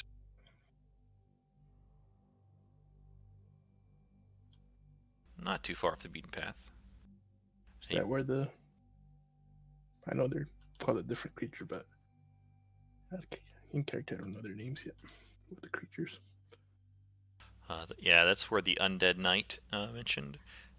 Esmeralda said she was gonna look there too, but that was a long time ago. And also in Vallaki, um, the Blue Water Inn dude, I'm blanking on his name, which is terrible. Mentioned that Jared was following a clue there too. So, I mean, where's Argynvostholt? Can you snap us in? Oh, is it not? Oh, Oh, that one. Okay. Oh, that's on the way to the drowned village too. We can do that afterward. Maybe do that one before. I don't know, but that one's near the drowned village, which I think we should do. Yeah, we could do. Yeah, I agree. We're making a little. That's if we survive the Castle Ravenloft, of course. I mean, I wasn't gonna go. I wasn't gonna go to dinner with him. So I would have fought that. I don't think going to dinner is quite the best of ideas. We're discussing characters, so we go from here to there, to there to here, to here to there. Yeah. Sorry to overload you guys with options, but that's part of the fun of the sandbox world, and yeah, we gotta prioritize what we want to do most. You have to get everything in order to fight Strahd. Can't fight Strahd with stuff we have now. I feel like if we go to dinner, it's just gonna end up in a fight. Oh yeah. Oh yeah, definitely. But in character, I want to see how Irina's doing and scope out the lay of the castle. When Rebecca had to step away for a quick second, but she said that Winrell's priority would have been to vote for the undead knight. Yeah, I think we're all in agreement for that one. Yeah, Argynvostholt and was definitely, I think that one's a definite agreement, and at least Elward and I are in agreement for the swamp. You guys would have known that the Argynvostholt was where the Order of the Silver Knights. Yeah, that's their names. Yes. Soldiers said that's the Order of the Silver Knights. There's a big There's a big dragon statue there, so we can't miss it. Yeah, they're undead. And those two places are seem Do like they know they're undead? That's the question. Well, we'll probably have a little bit more time for planning, but yeah, that will be your restful days, Nisha. Reunited with Casimir, and more options provided. Maybe a bit more lore, and whether or not it's trustworthy, we'll have to see. Take 150 XP for good roleplay. And Dimitri, we finish up our break time with you. How do you want to spend your 6 days? And I imagine Nisha might come into play too if you go see the blacksmith. Yeah, I would ask Nisha to accompany me on the first day, because the first day is the day that I need to convince him for the rest of the days. So, and I'll let her know that Nisha, would you mind coming with me to the blacksmith today? Yes, of course. Now, I have a bit of a plan. I think it should work. He wants to put his mark on something nice. I do have other nice things, but I was a bit frazzled after the fun house, and I didn't think of offering those things for him to put his mark on it. I still don't think that's right. I think he should make his own things, but I don't care if he puts his mark on these because I didn't make them. And perhaps that will be enough, but if not, perhaps any way you could help if he declines that offer would be greatly appreciated. Certainly. I will follow your lead. Excellent, thank you. Yeah, so I'll head over to the blacksmith. Yeah, you arrive at the Strum House, a little shop, and Grigori kind of smiles warmly as you enter. Ah, welcome. Hello. I don't think we perhaps have gotten off on the wrong foot yesterday. It was quite a long day. It was the whole evil fun house that we went through, and a long journey to get here, and it's just after a good night's sleep, I wanted to come back and barter with you a bit and see if I could still get to use the forge. Yes, go on. I am interested. I can't let you mark this weapon, but I do have a few other weapons that I wouldn't mind you putting your mark on them. And these are very nice weapons also. And I'll take out the Dagger of Venom. And the light crossbow I pulled from the funhouse is actually pretty nice, right? Because it's a Oh yeah, the sling and the light crossbow I think is the ones we grabbed. Yeah, they were +1. The lime green light crossbow. Yeah. I'll pull out the Dagger of Venom and the light crossbow, the +1 light crossbow, and put those on the counter and be like, these items are still very well made. They're very good construction. You could put your mark on these, and I will gladly tell people that these were items that you made. He looks at the light crossbow first and just scoffs, and he clearly doesn't have the eye that you do. This is a children's toy. I'm not putting my mark on that. And then he looks at the dagger, and he kind of picks it up, and then it fumbles in his hands and falls onto the counter, and then he like steadies it real quick. Yes. And then he kind of looks at it better. Oh, yes. Strum family is known for our armor, but if we were known for our weapons as well, this would be a fine weapon. You would let me put my signet on this, and claim that the great Grigori Strum has crafted such a thing? Yes, if you let me use your forge for the purposes that I need for making my ammunition, for we have the full 6 days.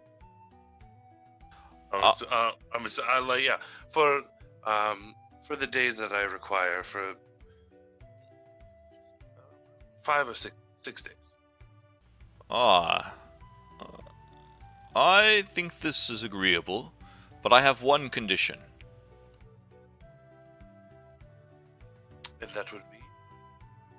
I need you to chisel out a special signet onto this dagger of venom you see that is, and he kind of points at the armor, the really fine armor that's like kind of covered in dust a little bit.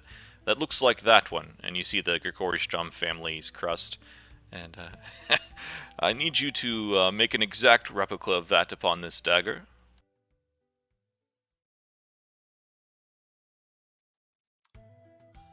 All right, I think I could do that in between. That should be easy enough to do in between me making my I can do this. I don't necessarily have to do this here. That's chiseling, and I can do that anywhere really. So if I could take a rubbing of the crest, and then I can do it in the off time when I'm not, or I could do it here too. I can do both. I'll work on it here and away, but the rubbing will give me a chance to work on it more than just here. Certainly, certainly. But be careful when you're rubbing it. Don't leave any grease upon the armor, please. Oh, no, of course not. It's simply paper and chalk or charcoal. I put the paper on the I know, I'm a blacksmith, can't you see? I know what it is. right, As he well, clearly doesn't know what it is. Alright, no grease, no offense. But there will be no grease on the armor. It will look just like it does.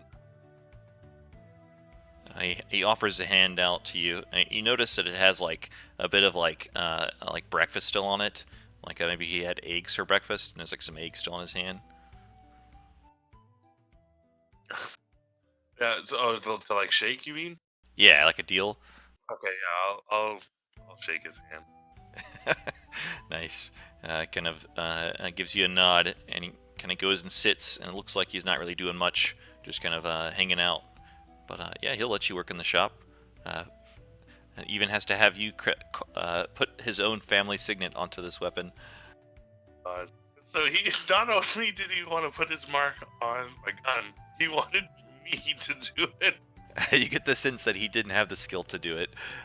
Oh man. All right. Yeah. So I'll. I'm not sure if I could do like the carving. In down like, I know this is all downtime, but like work in the shop to make bullets, and then kind of like in the off time, just kind of over the 6 days, kind of like work on the. Oh yeah, it wouldn't take you long. Carving. Yeah, maybe you have to carve an extra hour out of a day here and there, but yeah, no problem. All right, cool. So you're gonna spend the majority of the time working on the bullets? Yeah, I'm just gonna make. I'm gonna attempt to make 120, just 20 a day. I'm just gonna try and crank out as many as I can. Oh, nice. I don't know what I'm gonna be able to make more, so I want to have as many as I can get. Yeah, go ahead and give me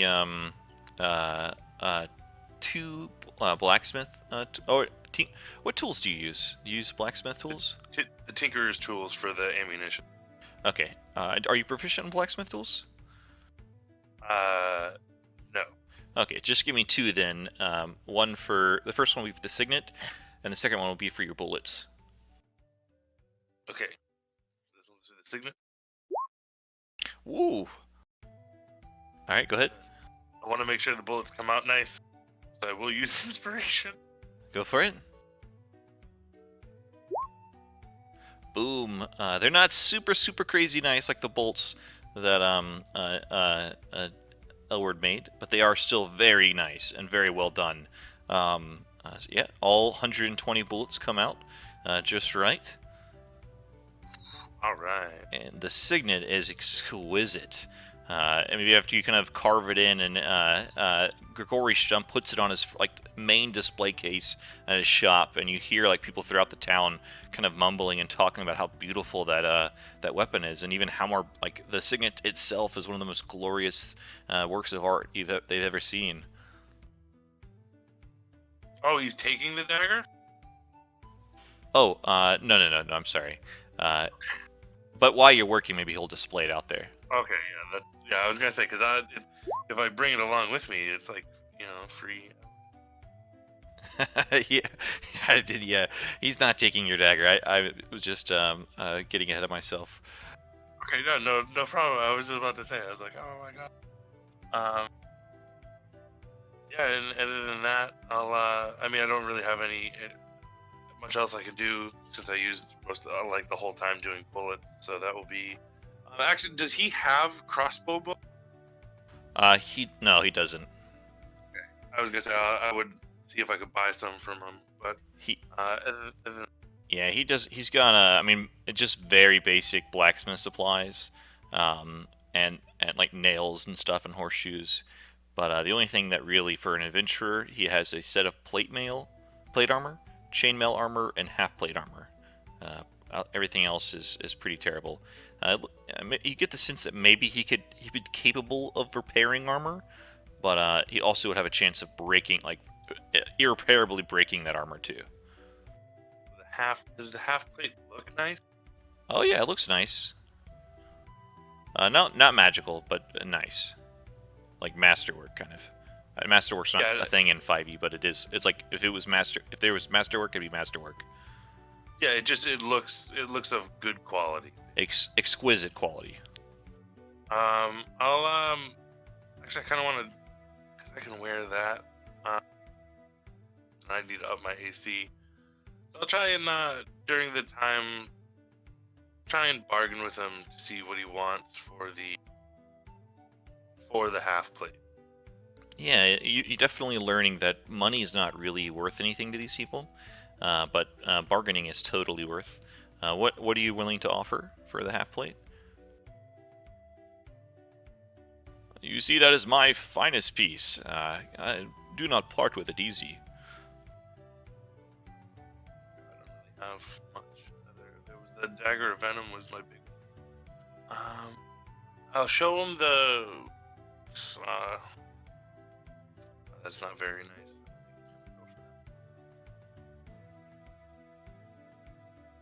The dagger has attracted many customers and started some chatter. I'd be willing to make a trade for that.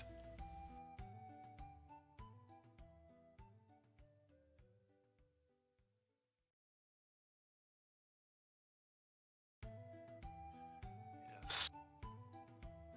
Well, it does. It does have your insignia on it now, doesn't it?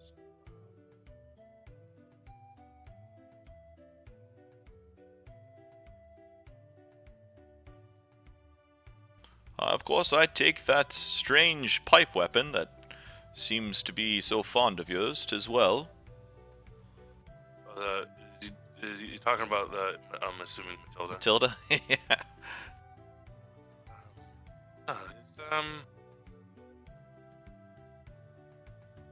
Would you be willing to have another pipe weapon, as you called? And I'll show him the boom gun. I'm not sure if you would be interested in this. He kind of looks it over a good bit, and he kind of holds it backwards, and kind of like the muzzle pointed at the ground, looking at the handle of it. A bludgeoning weapon, I guess. It looks finely made, exotic. Yes, that'd be perhaps a fine trade. And would you mind, what you did earlier with the signet and all? Yes, I'll put it on that also. Excellent. Yeah, he'll trade you the half plate for that, for the boom gun. Okay, cool. So mechanically it's just half plate, but it is a very nice, some of the nicest craftsmanship. In fact, it's actually double value. Yeah, so it's gonna be a good boost to my AC because it's going from 14 to 17. So. Nice. And I'll leave him my leather armor too, which isn't like masterwork or anything, but it would still be like nice because I'm not gonna need it, and I can't really carry that much more weight. Like I can't really have that trying to keep. Oh yeah, maybe one of the days you're there, you see him trying to make it like upgrade it to studded leather. He tries and attempts to like make it better. He has a if he rolls a 3, he makes it better. If he rolls a 1 or a 2, he destroys it.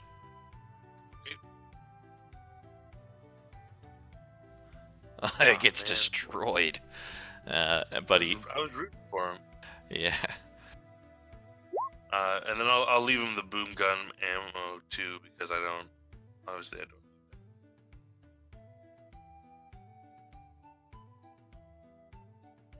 Cool. Go ahead and take 150 XP for your downtime and your 120 bullets and half plate. It's pretty successful downtime.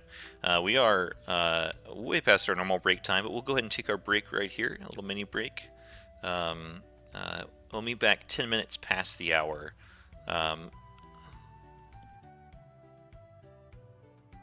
break after a break, indeed. 10 minutes past the hour. See everyone soon. See you soon.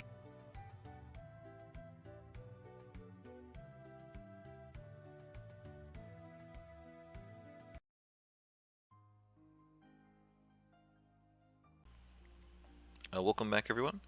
We'll move right back into Krezk. Hope the rest was valuable to everyone. I enjoyed it, and yeah, we pick up on the final day as sunrise comes across the snowy village. The sun shines down from a high peak, and we see we see Winrel ride into town. As we all are reunited, perhaps somewhere in town, maybe at the Baron's cottage or kind of out and about. What do you guys do as we find ourselves on this final day of rest, rejoined with new purpose?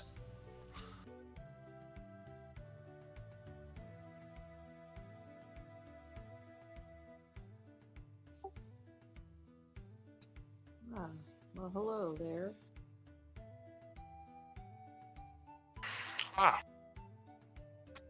Monroe.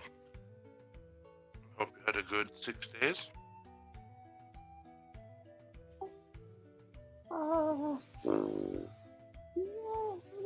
It was all right. And you? It actually ended up being quite productive. I got some new armor. I got some more ammunition. I had to part with a few things, bartering and such. I feel rejuvenated and a bit of optimism, which I haven't felt in a while. Having a few down days, I think really helped out. Excellent.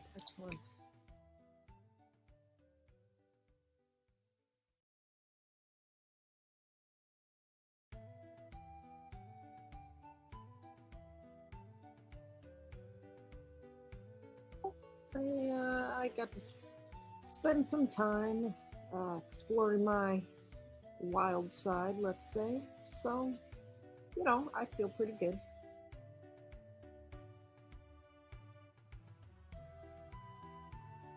Excellent. So, did you guys discuss the next move and the potential for the dinner invite?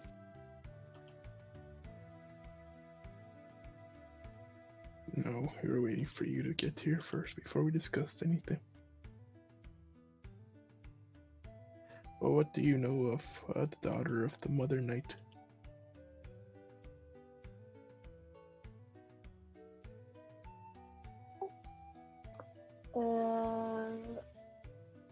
Let me see.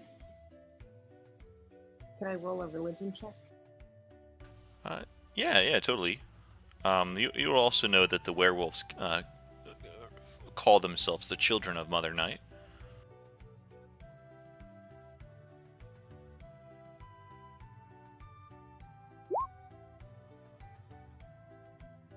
It doesn't make any. It doesn't stand out to you as any. Doesn't stand out to you. Continue. Yeah, it doesn't stand out as any religious significance to you, but you do know that the werewolves call themselves the children of Mother Night.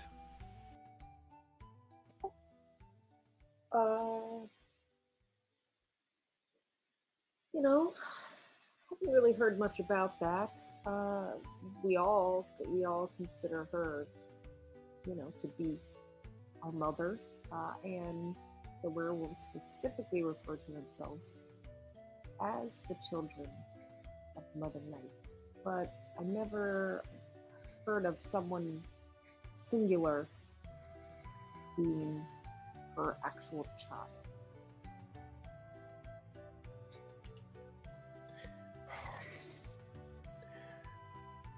Serena's gone, Winrow. What do you mean gone? She was in the arms of Vasily, that creepy gentleman that you met in Valaki. Yes, I could never forget him. I have reason to believe that he's somehow related to Strahd.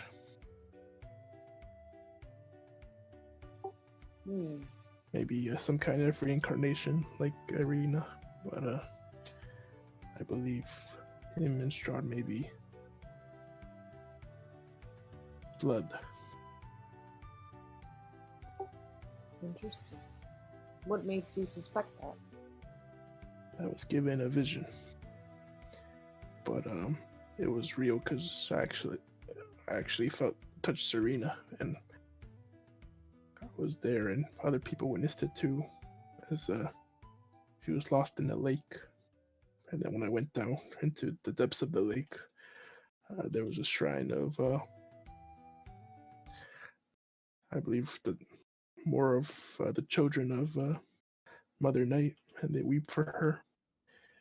And I need them to stop weeping in order to go in further into the cave to maybe look for Serena. But if you claim anyone's a child, then that doesn't help me or any of us know who this daughter really is. Interesting. And would that be the same lake indicated to me? Indeed, the abbot would have indicated the same pond, small lake pond, the shrine of the white sun kind of pond.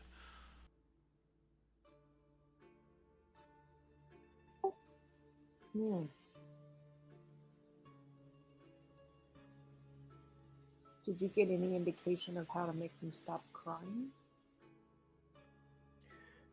They weep for Mother Night, but she's obviously not here.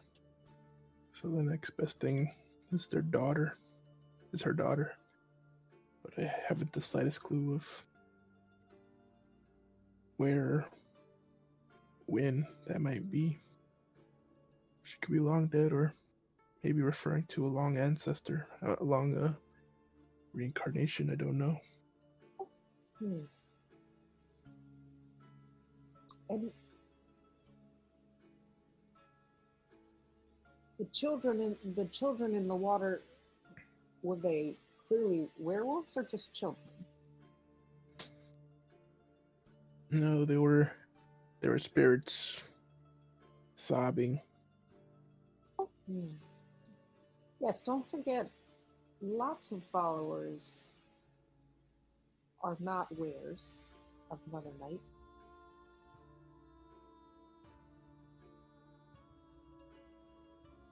Yeah, but we're pretty much back in square one.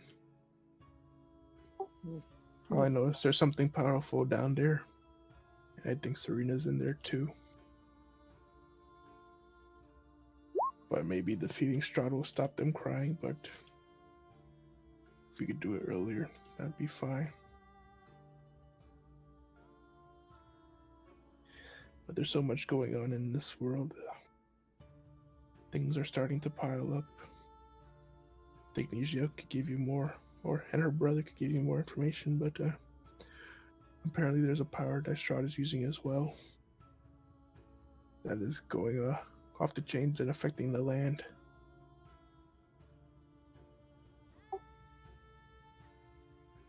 Interesting. Nisha's brother is here?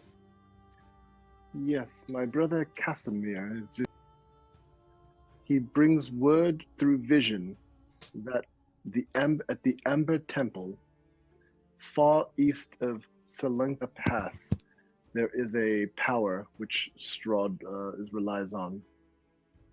We could deal a strong blow against him if we were to destroy it. Alas, the journey is far, and there is much to do between now and.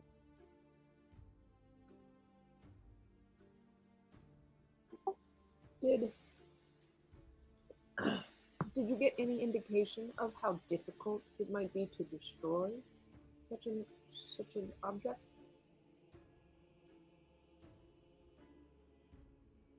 He did not say. However, he himself said he would guide us there. Well, I wonder if we could send our bat friends there. The crows. They're ravens. Crows, bats. They're all wares. Yeah, like wolves, dogs. Hey, They're all dogs. I don't any were dogs, alright? Watch it.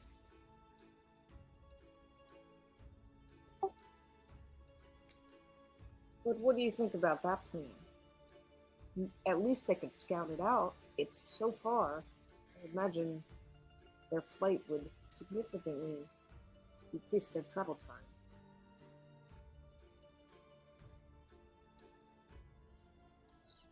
I think it is a good idea, although I am not allies with these creatures of which you speak.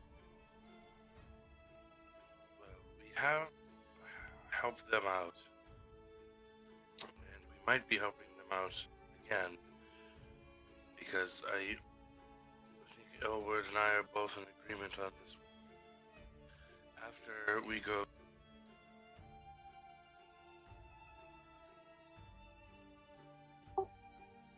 Cut out. Sorry. Where'd I cut out? After you go. Oh, after we go to Argynvostholt, Elwood and I are in agreement that we should go to the swamp, which is the other area that Montakov said that one of his other gems went missing. So if we do that for them, perhaps they would be willing to send the ravens to the Amber Temple.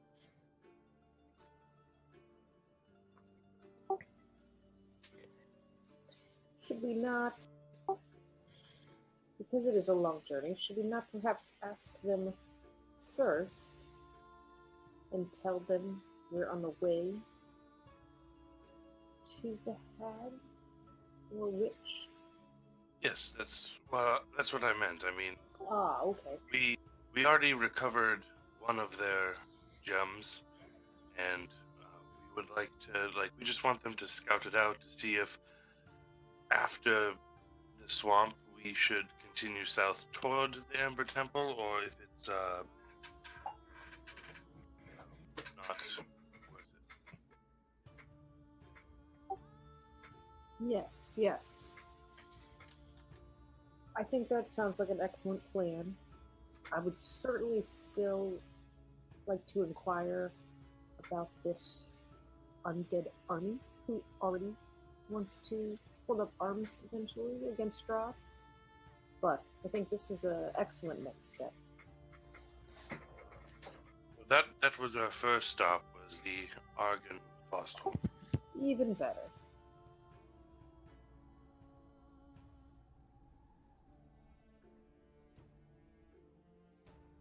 Well, shall we proceed today then? I think the real question we were going to discuss is whether we're going to this dinner or not.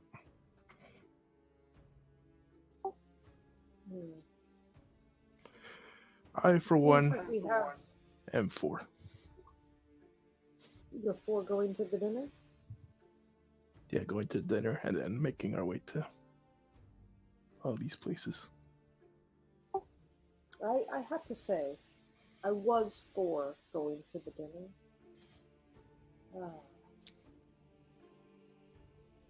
But now, this thing that gives him power, it has to be a priority.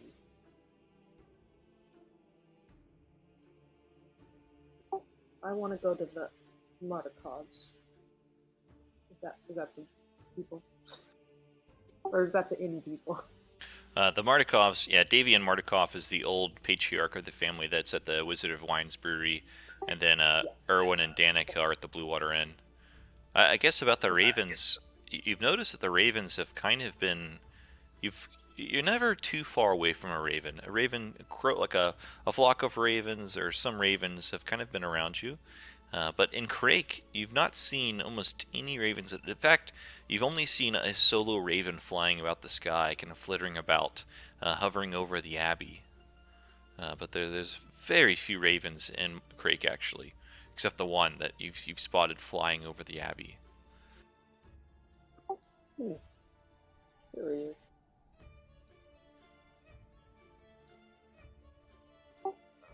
So, my vote is no. I want to focus on that source of power. My thought has always been no. I don't trust him at all. If we go to this dinner, whatever, politeness he's feigning, he can easily just drop when we're there.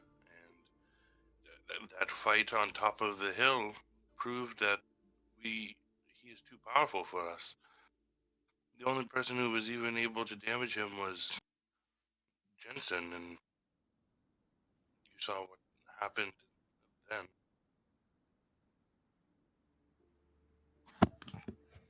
My vote is yes, but we're not there to fight him. We're just there to entertain him and give us some time to do the things that we have to do. I fear if we don't go to the dinner, he'll be quite bored and upset and hunt us down in his crazy horse of his and teach us a lesson by taking out another one of us. I feel like if we go to the dinner, he's just gonna take out one or all of us at the dinner.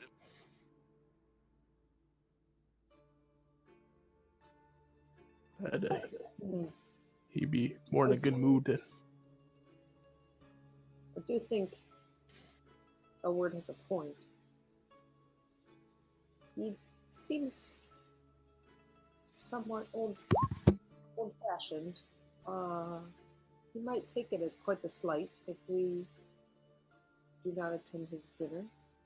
Maybe we could RSVP no.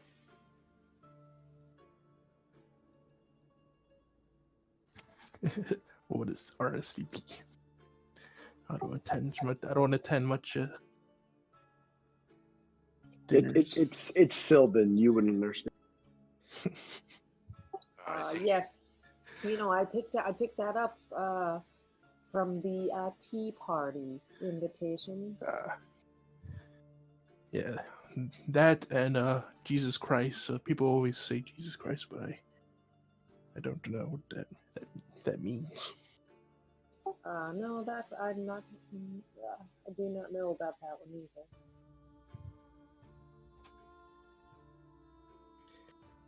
But obviously this is a vote, so Asia, you may cast your vote and explain yourself. Yeah, I would like to still head to the Martikovs, and maybe ask for 2 favors.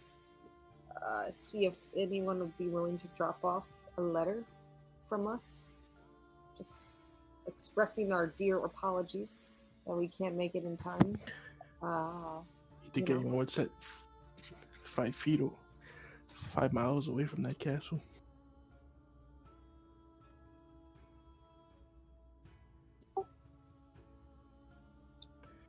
What was that, Elwood? What's 5 miles away? No, you think they'll go anywhere close to that castle?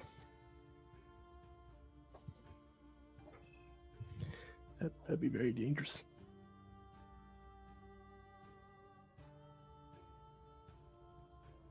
If anything, we might have to ask him after we give him the gems. Oh, sure. It could be. Well, we can inquire about both. See what they say.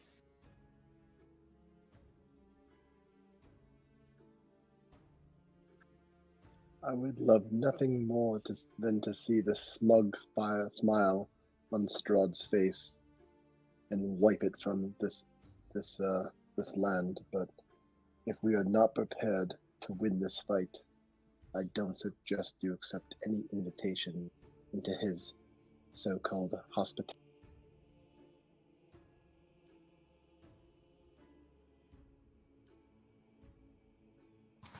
Mm-hmm. Your words aside, I'm assuming that's a no. That is a no. Okay. If we are to enlist the help of the martyr cause, I will inform my brother and let him know that we will send word for him when we are ready to embark on that quest. Yes, so Octavio is going to be on standby to go as well.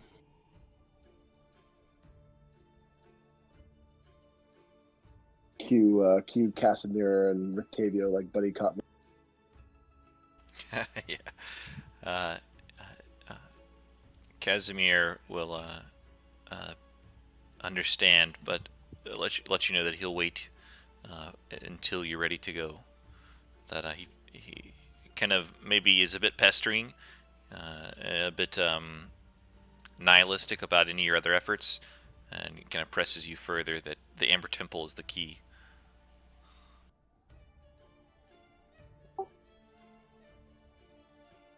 I understand, brother, but we tried to face this evil alone, and look where it got us. We need to try a different path. I understand your urgency and the visions that you are seeing, but there's more than one way. Trust in the allies I've made. Trust in me, and we will still have our vengeance. Yeah, perhaps we shall, but charging battery. I shall wait for you. Where can I find Octavio? Maybe you kind of ask a bit around, and Anna would tell you that he's been kind of practicing his sword skills, maybe his and things like that, kind of just around town. He seems to be adamant to not get caught off guard again. But you'd find him maybe kind of working near a woodcutter shop, kind of helping him cut wood, kind of building up his strength. Octavio. I just wanted to run something by you. We received an invitation from Strahd for dinner. I don't know if you noticed, but unfortunately, we lost a party member, Strahd. He seems on to our quest to get entry to this town. It was not close. It was not a close fight. What do you think of repercussions of us not attending the dinner and accepting his invitation? He seems to hesitate a bit and then kind of look up.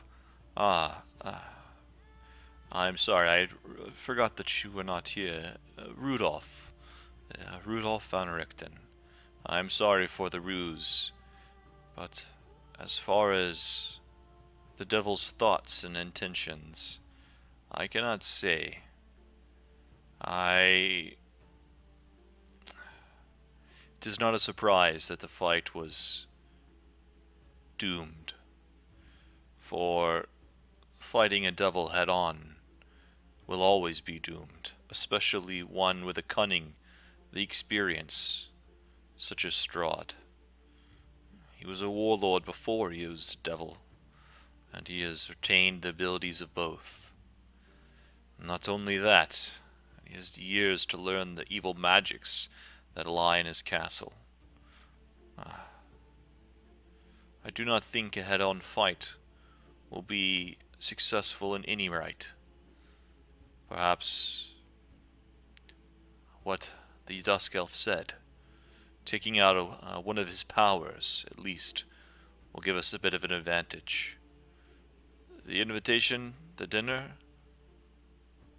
it seems like he simply wants to toy with you a bit more. What he gets out of it more than pleasure, I do not know.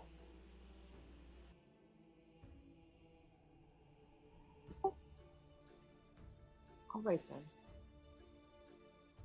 Thank you. No problem. It's totally his opinions. So all of the characters are just giving their opinions, by the way.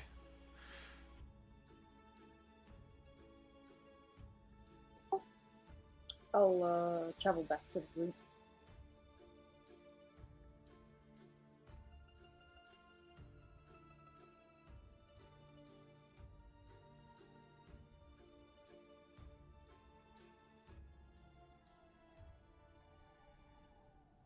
Seems we're at an extreme crossroads. Is there anything else in Krezk we think we're gonna take care of, or are we gonna? It seems like we're getting ready to head out, just making a decision on where we're heading out. Oh, I forgot. The abbot wanted us to talk to him. But you told him that we're quite busy. That he said he didn't mind. Maybe next time we visit this city, this village, we can visit him. He seems to understand. I was over the table. I was asking Dave about this.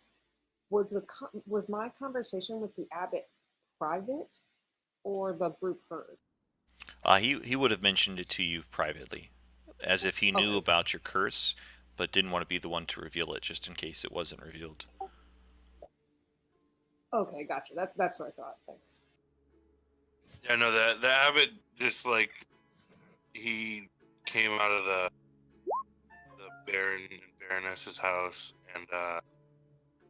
and said, whatever, blah blah blah, and then said something about going up to talk to him because he has a favor or something that we might be able to help with. And something you would have, I forgot to kind of allude to it more, but Elward, you noticed it, and after a few days in Krezk, you would have learned that the son of Anna and Dmitri had died to illness, Ilya. But that's what the Krakovs were referring to as the abbot seemed to raise the young boy from death. But you've noticed that the young boy has been in bed the entire time you've been here in Krezk, almost motionless, breathing, eating, and not doing much other than that. I would like to swing by the Baroness's house on the way out of town and just give her my apologies for my potentially overexcitement while the children were in danger. Yeah, she would assure you that it's no problem, that you saved them, and then would kind of give you a recap on the children and how they've been doing over the past few days and getting on. And Lucy even baked a big dinner for most of the town, and it seems like the kids are doing well. Briggs caught a big fish in the pond, etc.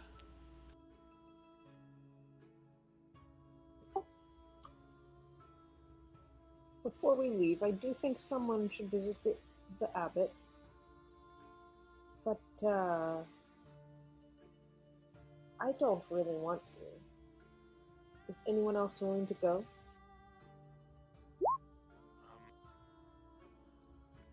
Yes, I could. I could go.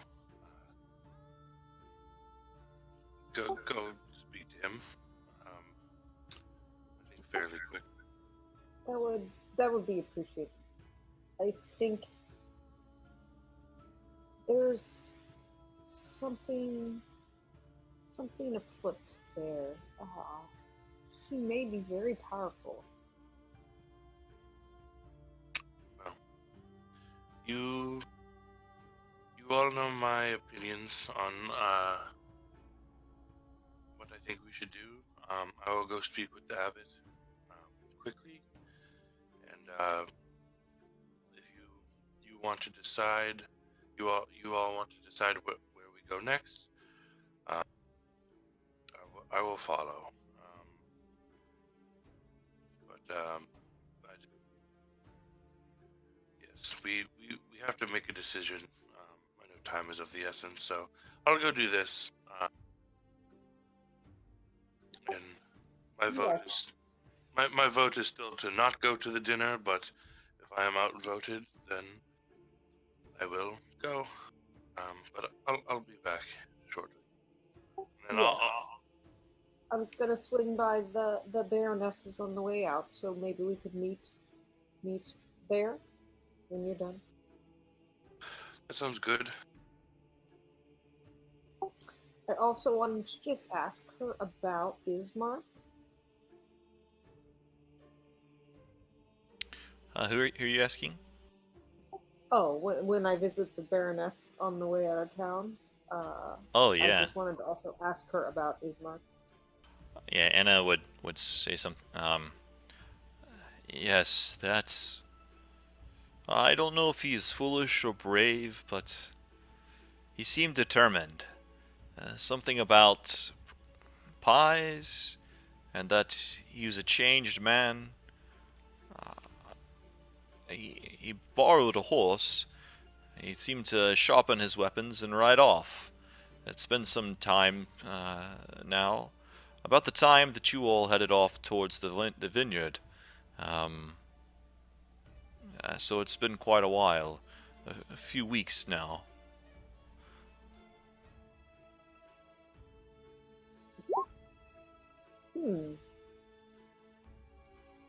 No mention of where he was going? He said something about a raven whispered in his ear. Pies. Yeah. It's not a baker shop, but a windmill of sorts. Yes, I believe a windmill. Something about the founder of the pies in a windmill.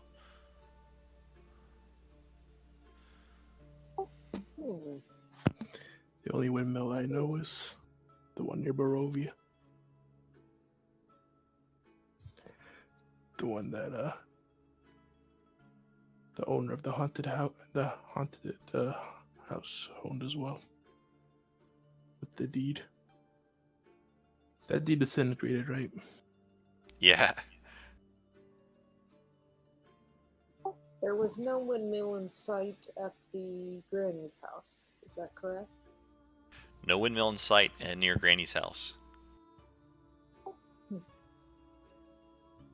Okay. Well, thank you. Thank you very much, Baroness, for your hospitality. Of course, taking the children and everything else. Certainly. Thank you. You all have brought much back to us as well.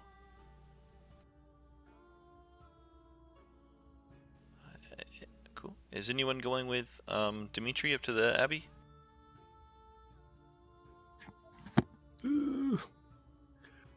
I'll go with him. Cool. As you head up to the Abbey, the switchback road that hugs the cliff is 10 feet wide and covered with loose gravel and chunks of broken rock. The ascent is slow and somewhat treacherous. As you ascend, the air grows colder and colder. But let's switch maps for you guys.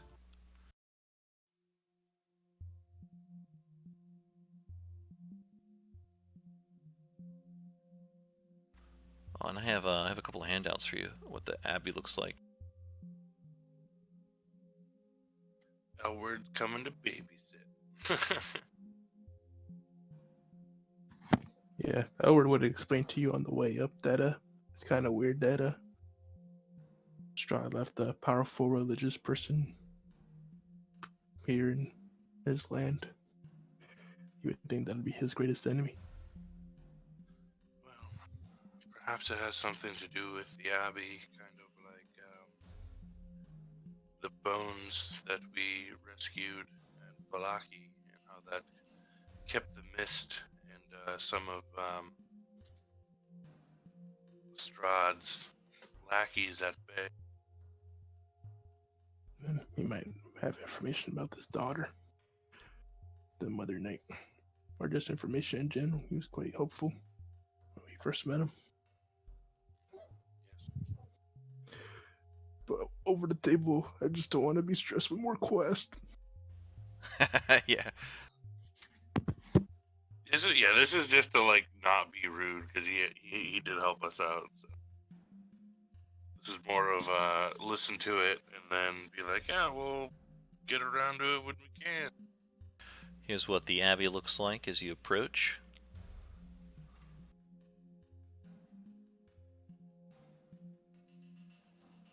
So I get yeah, we'll just leave Nisha and Winrail here.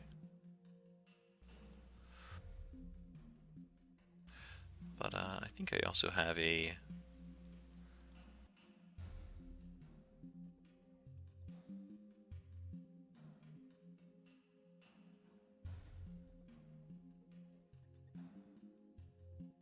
this is the original handout.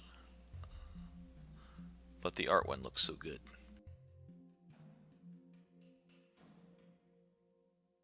On the colored one, it shows guards. Are there guards on the wall? Indeed, as the road from the village climbs above the mist to the wide ledge on which the abbey is perched, a light dusting of snow covers the trees and the rocky earth. The gravel road passes between two small stone outbuildings, to either side of which stretches a 5-foot-high, 3-foot-thick wall of jumbled stones held together with mortar. Blocking the road are iron gates attached to the outbuildings by rusty hinges. They appear to be unlocked. Viewed through the gates, the stone abbey stands quiet. Its two wings are joined by a 15-foot-high curtain wall. A belfry protrudes from the rooftop closer to the northern wing, which also sports a chimney, billowing gray smoke. As you get close, you kind of see two guards kind of up on the gatehouse, and one kind of speaks out and kind of comes out of the darkness. Woof, woof, hey, woof, who's that? What you do? What's your business here? And you see this small, dog-like humanoid, kind of with a shovel in hand, look down at you. No one is perfect in Barovia. Okay. So much for a good religious man. Maybe you don't know. Hi, yes. We are here to speak with the abbot. He came down to the town earlier, a few days ago, and asked us to come up here because he had to speak with us about something. Another one kind of at the other guardhouse kind of steps forward and kind of reveals himself a bit and calls out to the other. Atto, they are the guest. They are to help with dancing lessons. You remember the abbot said so. This one looks kind of like a half cat, half human. Pardon the formalities. Please, this way. Do you follow? Yes, but I don't know what I'm confused more, these people or dancing lessons. I'm gonna be on like a bit on guard the entire time because this already is like real weird. So kind of want to just I guess actively just be aware of my surroundings.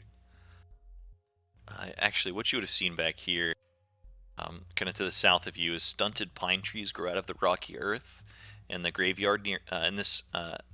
You see a graveyard to your south.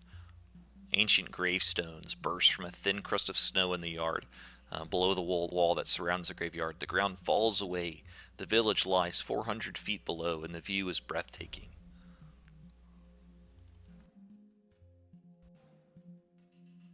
But Otto and Siegfried escort you over here to the main gate.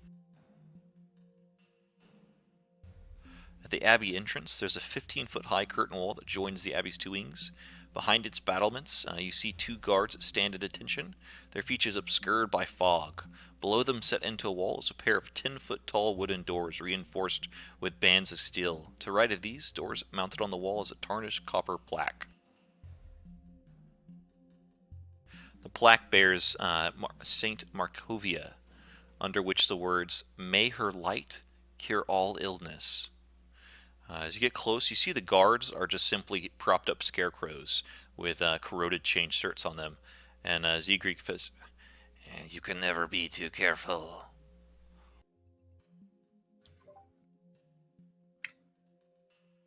Are they like ordinary scarecrows, or are they like shape and visually? Do they look like the scarecrows that attacked us on the road?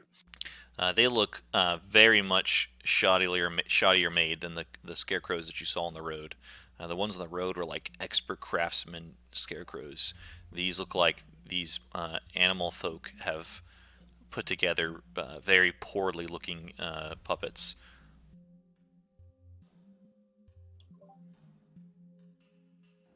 Yeah, I would just nod and say, fine work, fine work. They kind of escort you into the courtyard area. As you look around, there's a kind of a well, many doors and cages and things kind of lying about. It looks like there's a lot of doors all over the place. Sorry, you cut out at cages. This thick courtyard has a thick fog that fills it and swirls about as if eager to escape. The courtyard is surrounded by the curtain wall, and you see more of those puppet scarecrow guards kind of aligned around the wall. But wooden doors to the north and east lead to the Abbey's two wings. In the center of the courtyard is a stone well fitted with an iron winch to which a rope and bucket are attached. Along the perimeter, tucked under the overhanging wall, are several stone sheds with padlocked wooden doors, as well as 3 shallow alcoves that contain wooden troughs. 2 wooden posts pounded in the rocky earth have iron rings bolted to them, and chained to one of them is a short humanoid with bat wings and spider mandibles. The quiet is shattered by horrible screams coming from the various sheds. The thing with bat wings and spider stuff is here.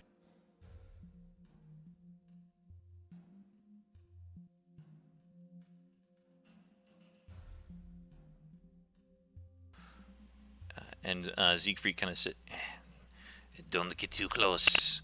It bites. Do you mind waiting here while we grab the abbot? One moment, please." Yes, of course. You see them walk towards the south wing, the west wing, and go inside. Do you guys do anything while they're inside? Yeah, I'm gonna look at Elward and be like, I suggest we stay on our guard. This seems Yes, this, my thinking of the abbot has now changed a bit, so let's take whatever he says with a grain of salt. yes. This is, like I said, this was for me being polite after he did help us out after the fun house. After a few minutes go by, the 2 Bellevues come back through, and all right, the abbot is ready for you. This way, please. And you see Otto go back towards like the main gate, and Siegfried opens the door for you, and then goes back towards the main gate. All right. As you enter this hallway, what you see This main hall, they have gentle sounding music that trickles down from above, played on a single stringed instrument by some unseen master.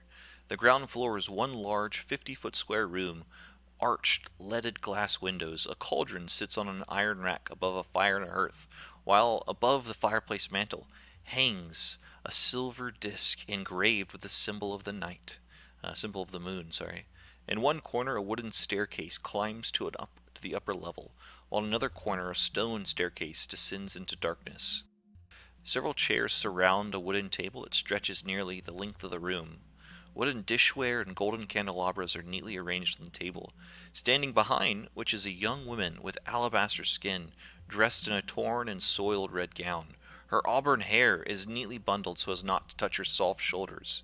She seems to be a bit lost in her thoughts, as the abbot is kind of standing over. You kind of look at the table and the surroundings, and it looks like she's kind of going through an etiquette lesson a bit.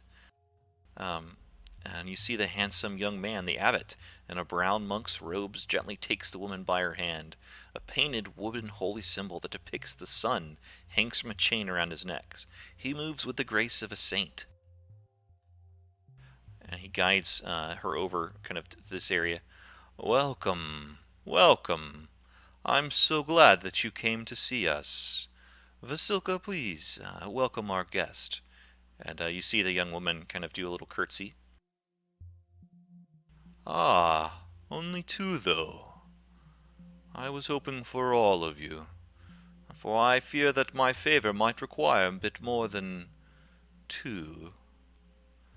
I do apologize for the sights at my abbey. Well, it was Markovia's abbey. That was many years ago, and it fell into ruin.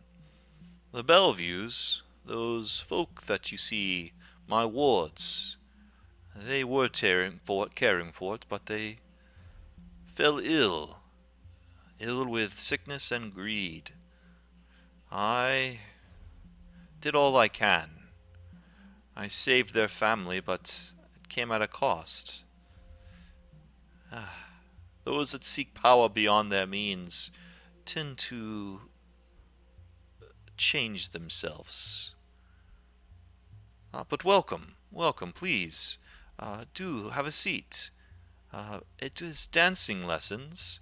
Are either of you skilled in such a thing? Vasilka needs a partner, and she is so sick of me. I am not as clean of foot as I had wished. Yes. I've danced. I danced before. I might be a bit rusty, but I could be a partner. Ah, wonderful, wonderful. You hear the light, graceful music kind of step up a bit in tempo, and Vasilka steps forward and gives you a curtsy. I'll move forward and I guess bow. As you get very close to her, what you see, you notice that her skin, even though it is quite beautiful and alabaster white, it's sewn together in places and strangely different, as if many pieces of various humanoids have been kind of sewn together to make her entire body. And here's what they look like. Okay.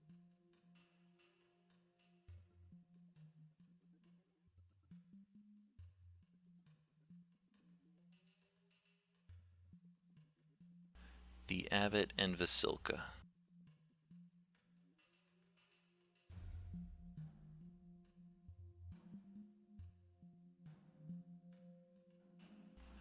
But she bows and she offers her hand to begin the dance.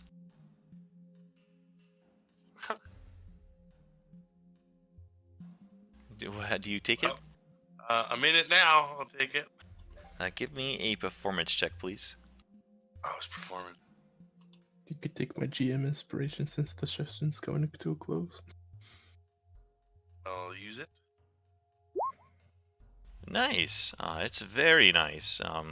As you dance away, you feel Vasilka follow your every guidance, and you kind of see that she seems to get better and better as you dance. Uh, and after a few minutes go by, the abbot claps his hands. Wonderful, wonderful, Vasilka, you have learned much. Thank you, Dmitri. Thank you. That was excellent. Perhaps you were questioning Vasilka's origins or her purpose. For you see, I have come to this land, like yourselves, under unusual circumstances, and Vasilka here is my solution to the Devil's Strahd. For he is a lonely man. He craves a wife.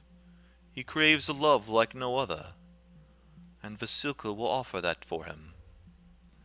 Now, for my favor, and he kind of gestures towards the corner of the room, and you see a beautiful, beautiful bridal gown.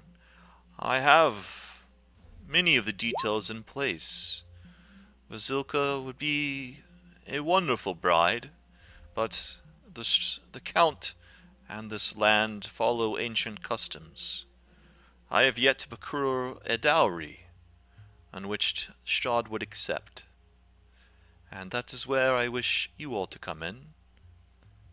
And with that, we will call session. All right. I'm glad Elward came with me.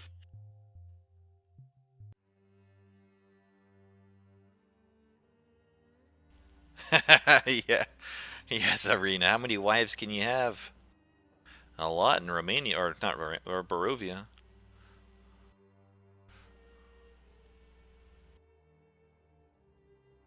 Totally a corpse bride, yeah.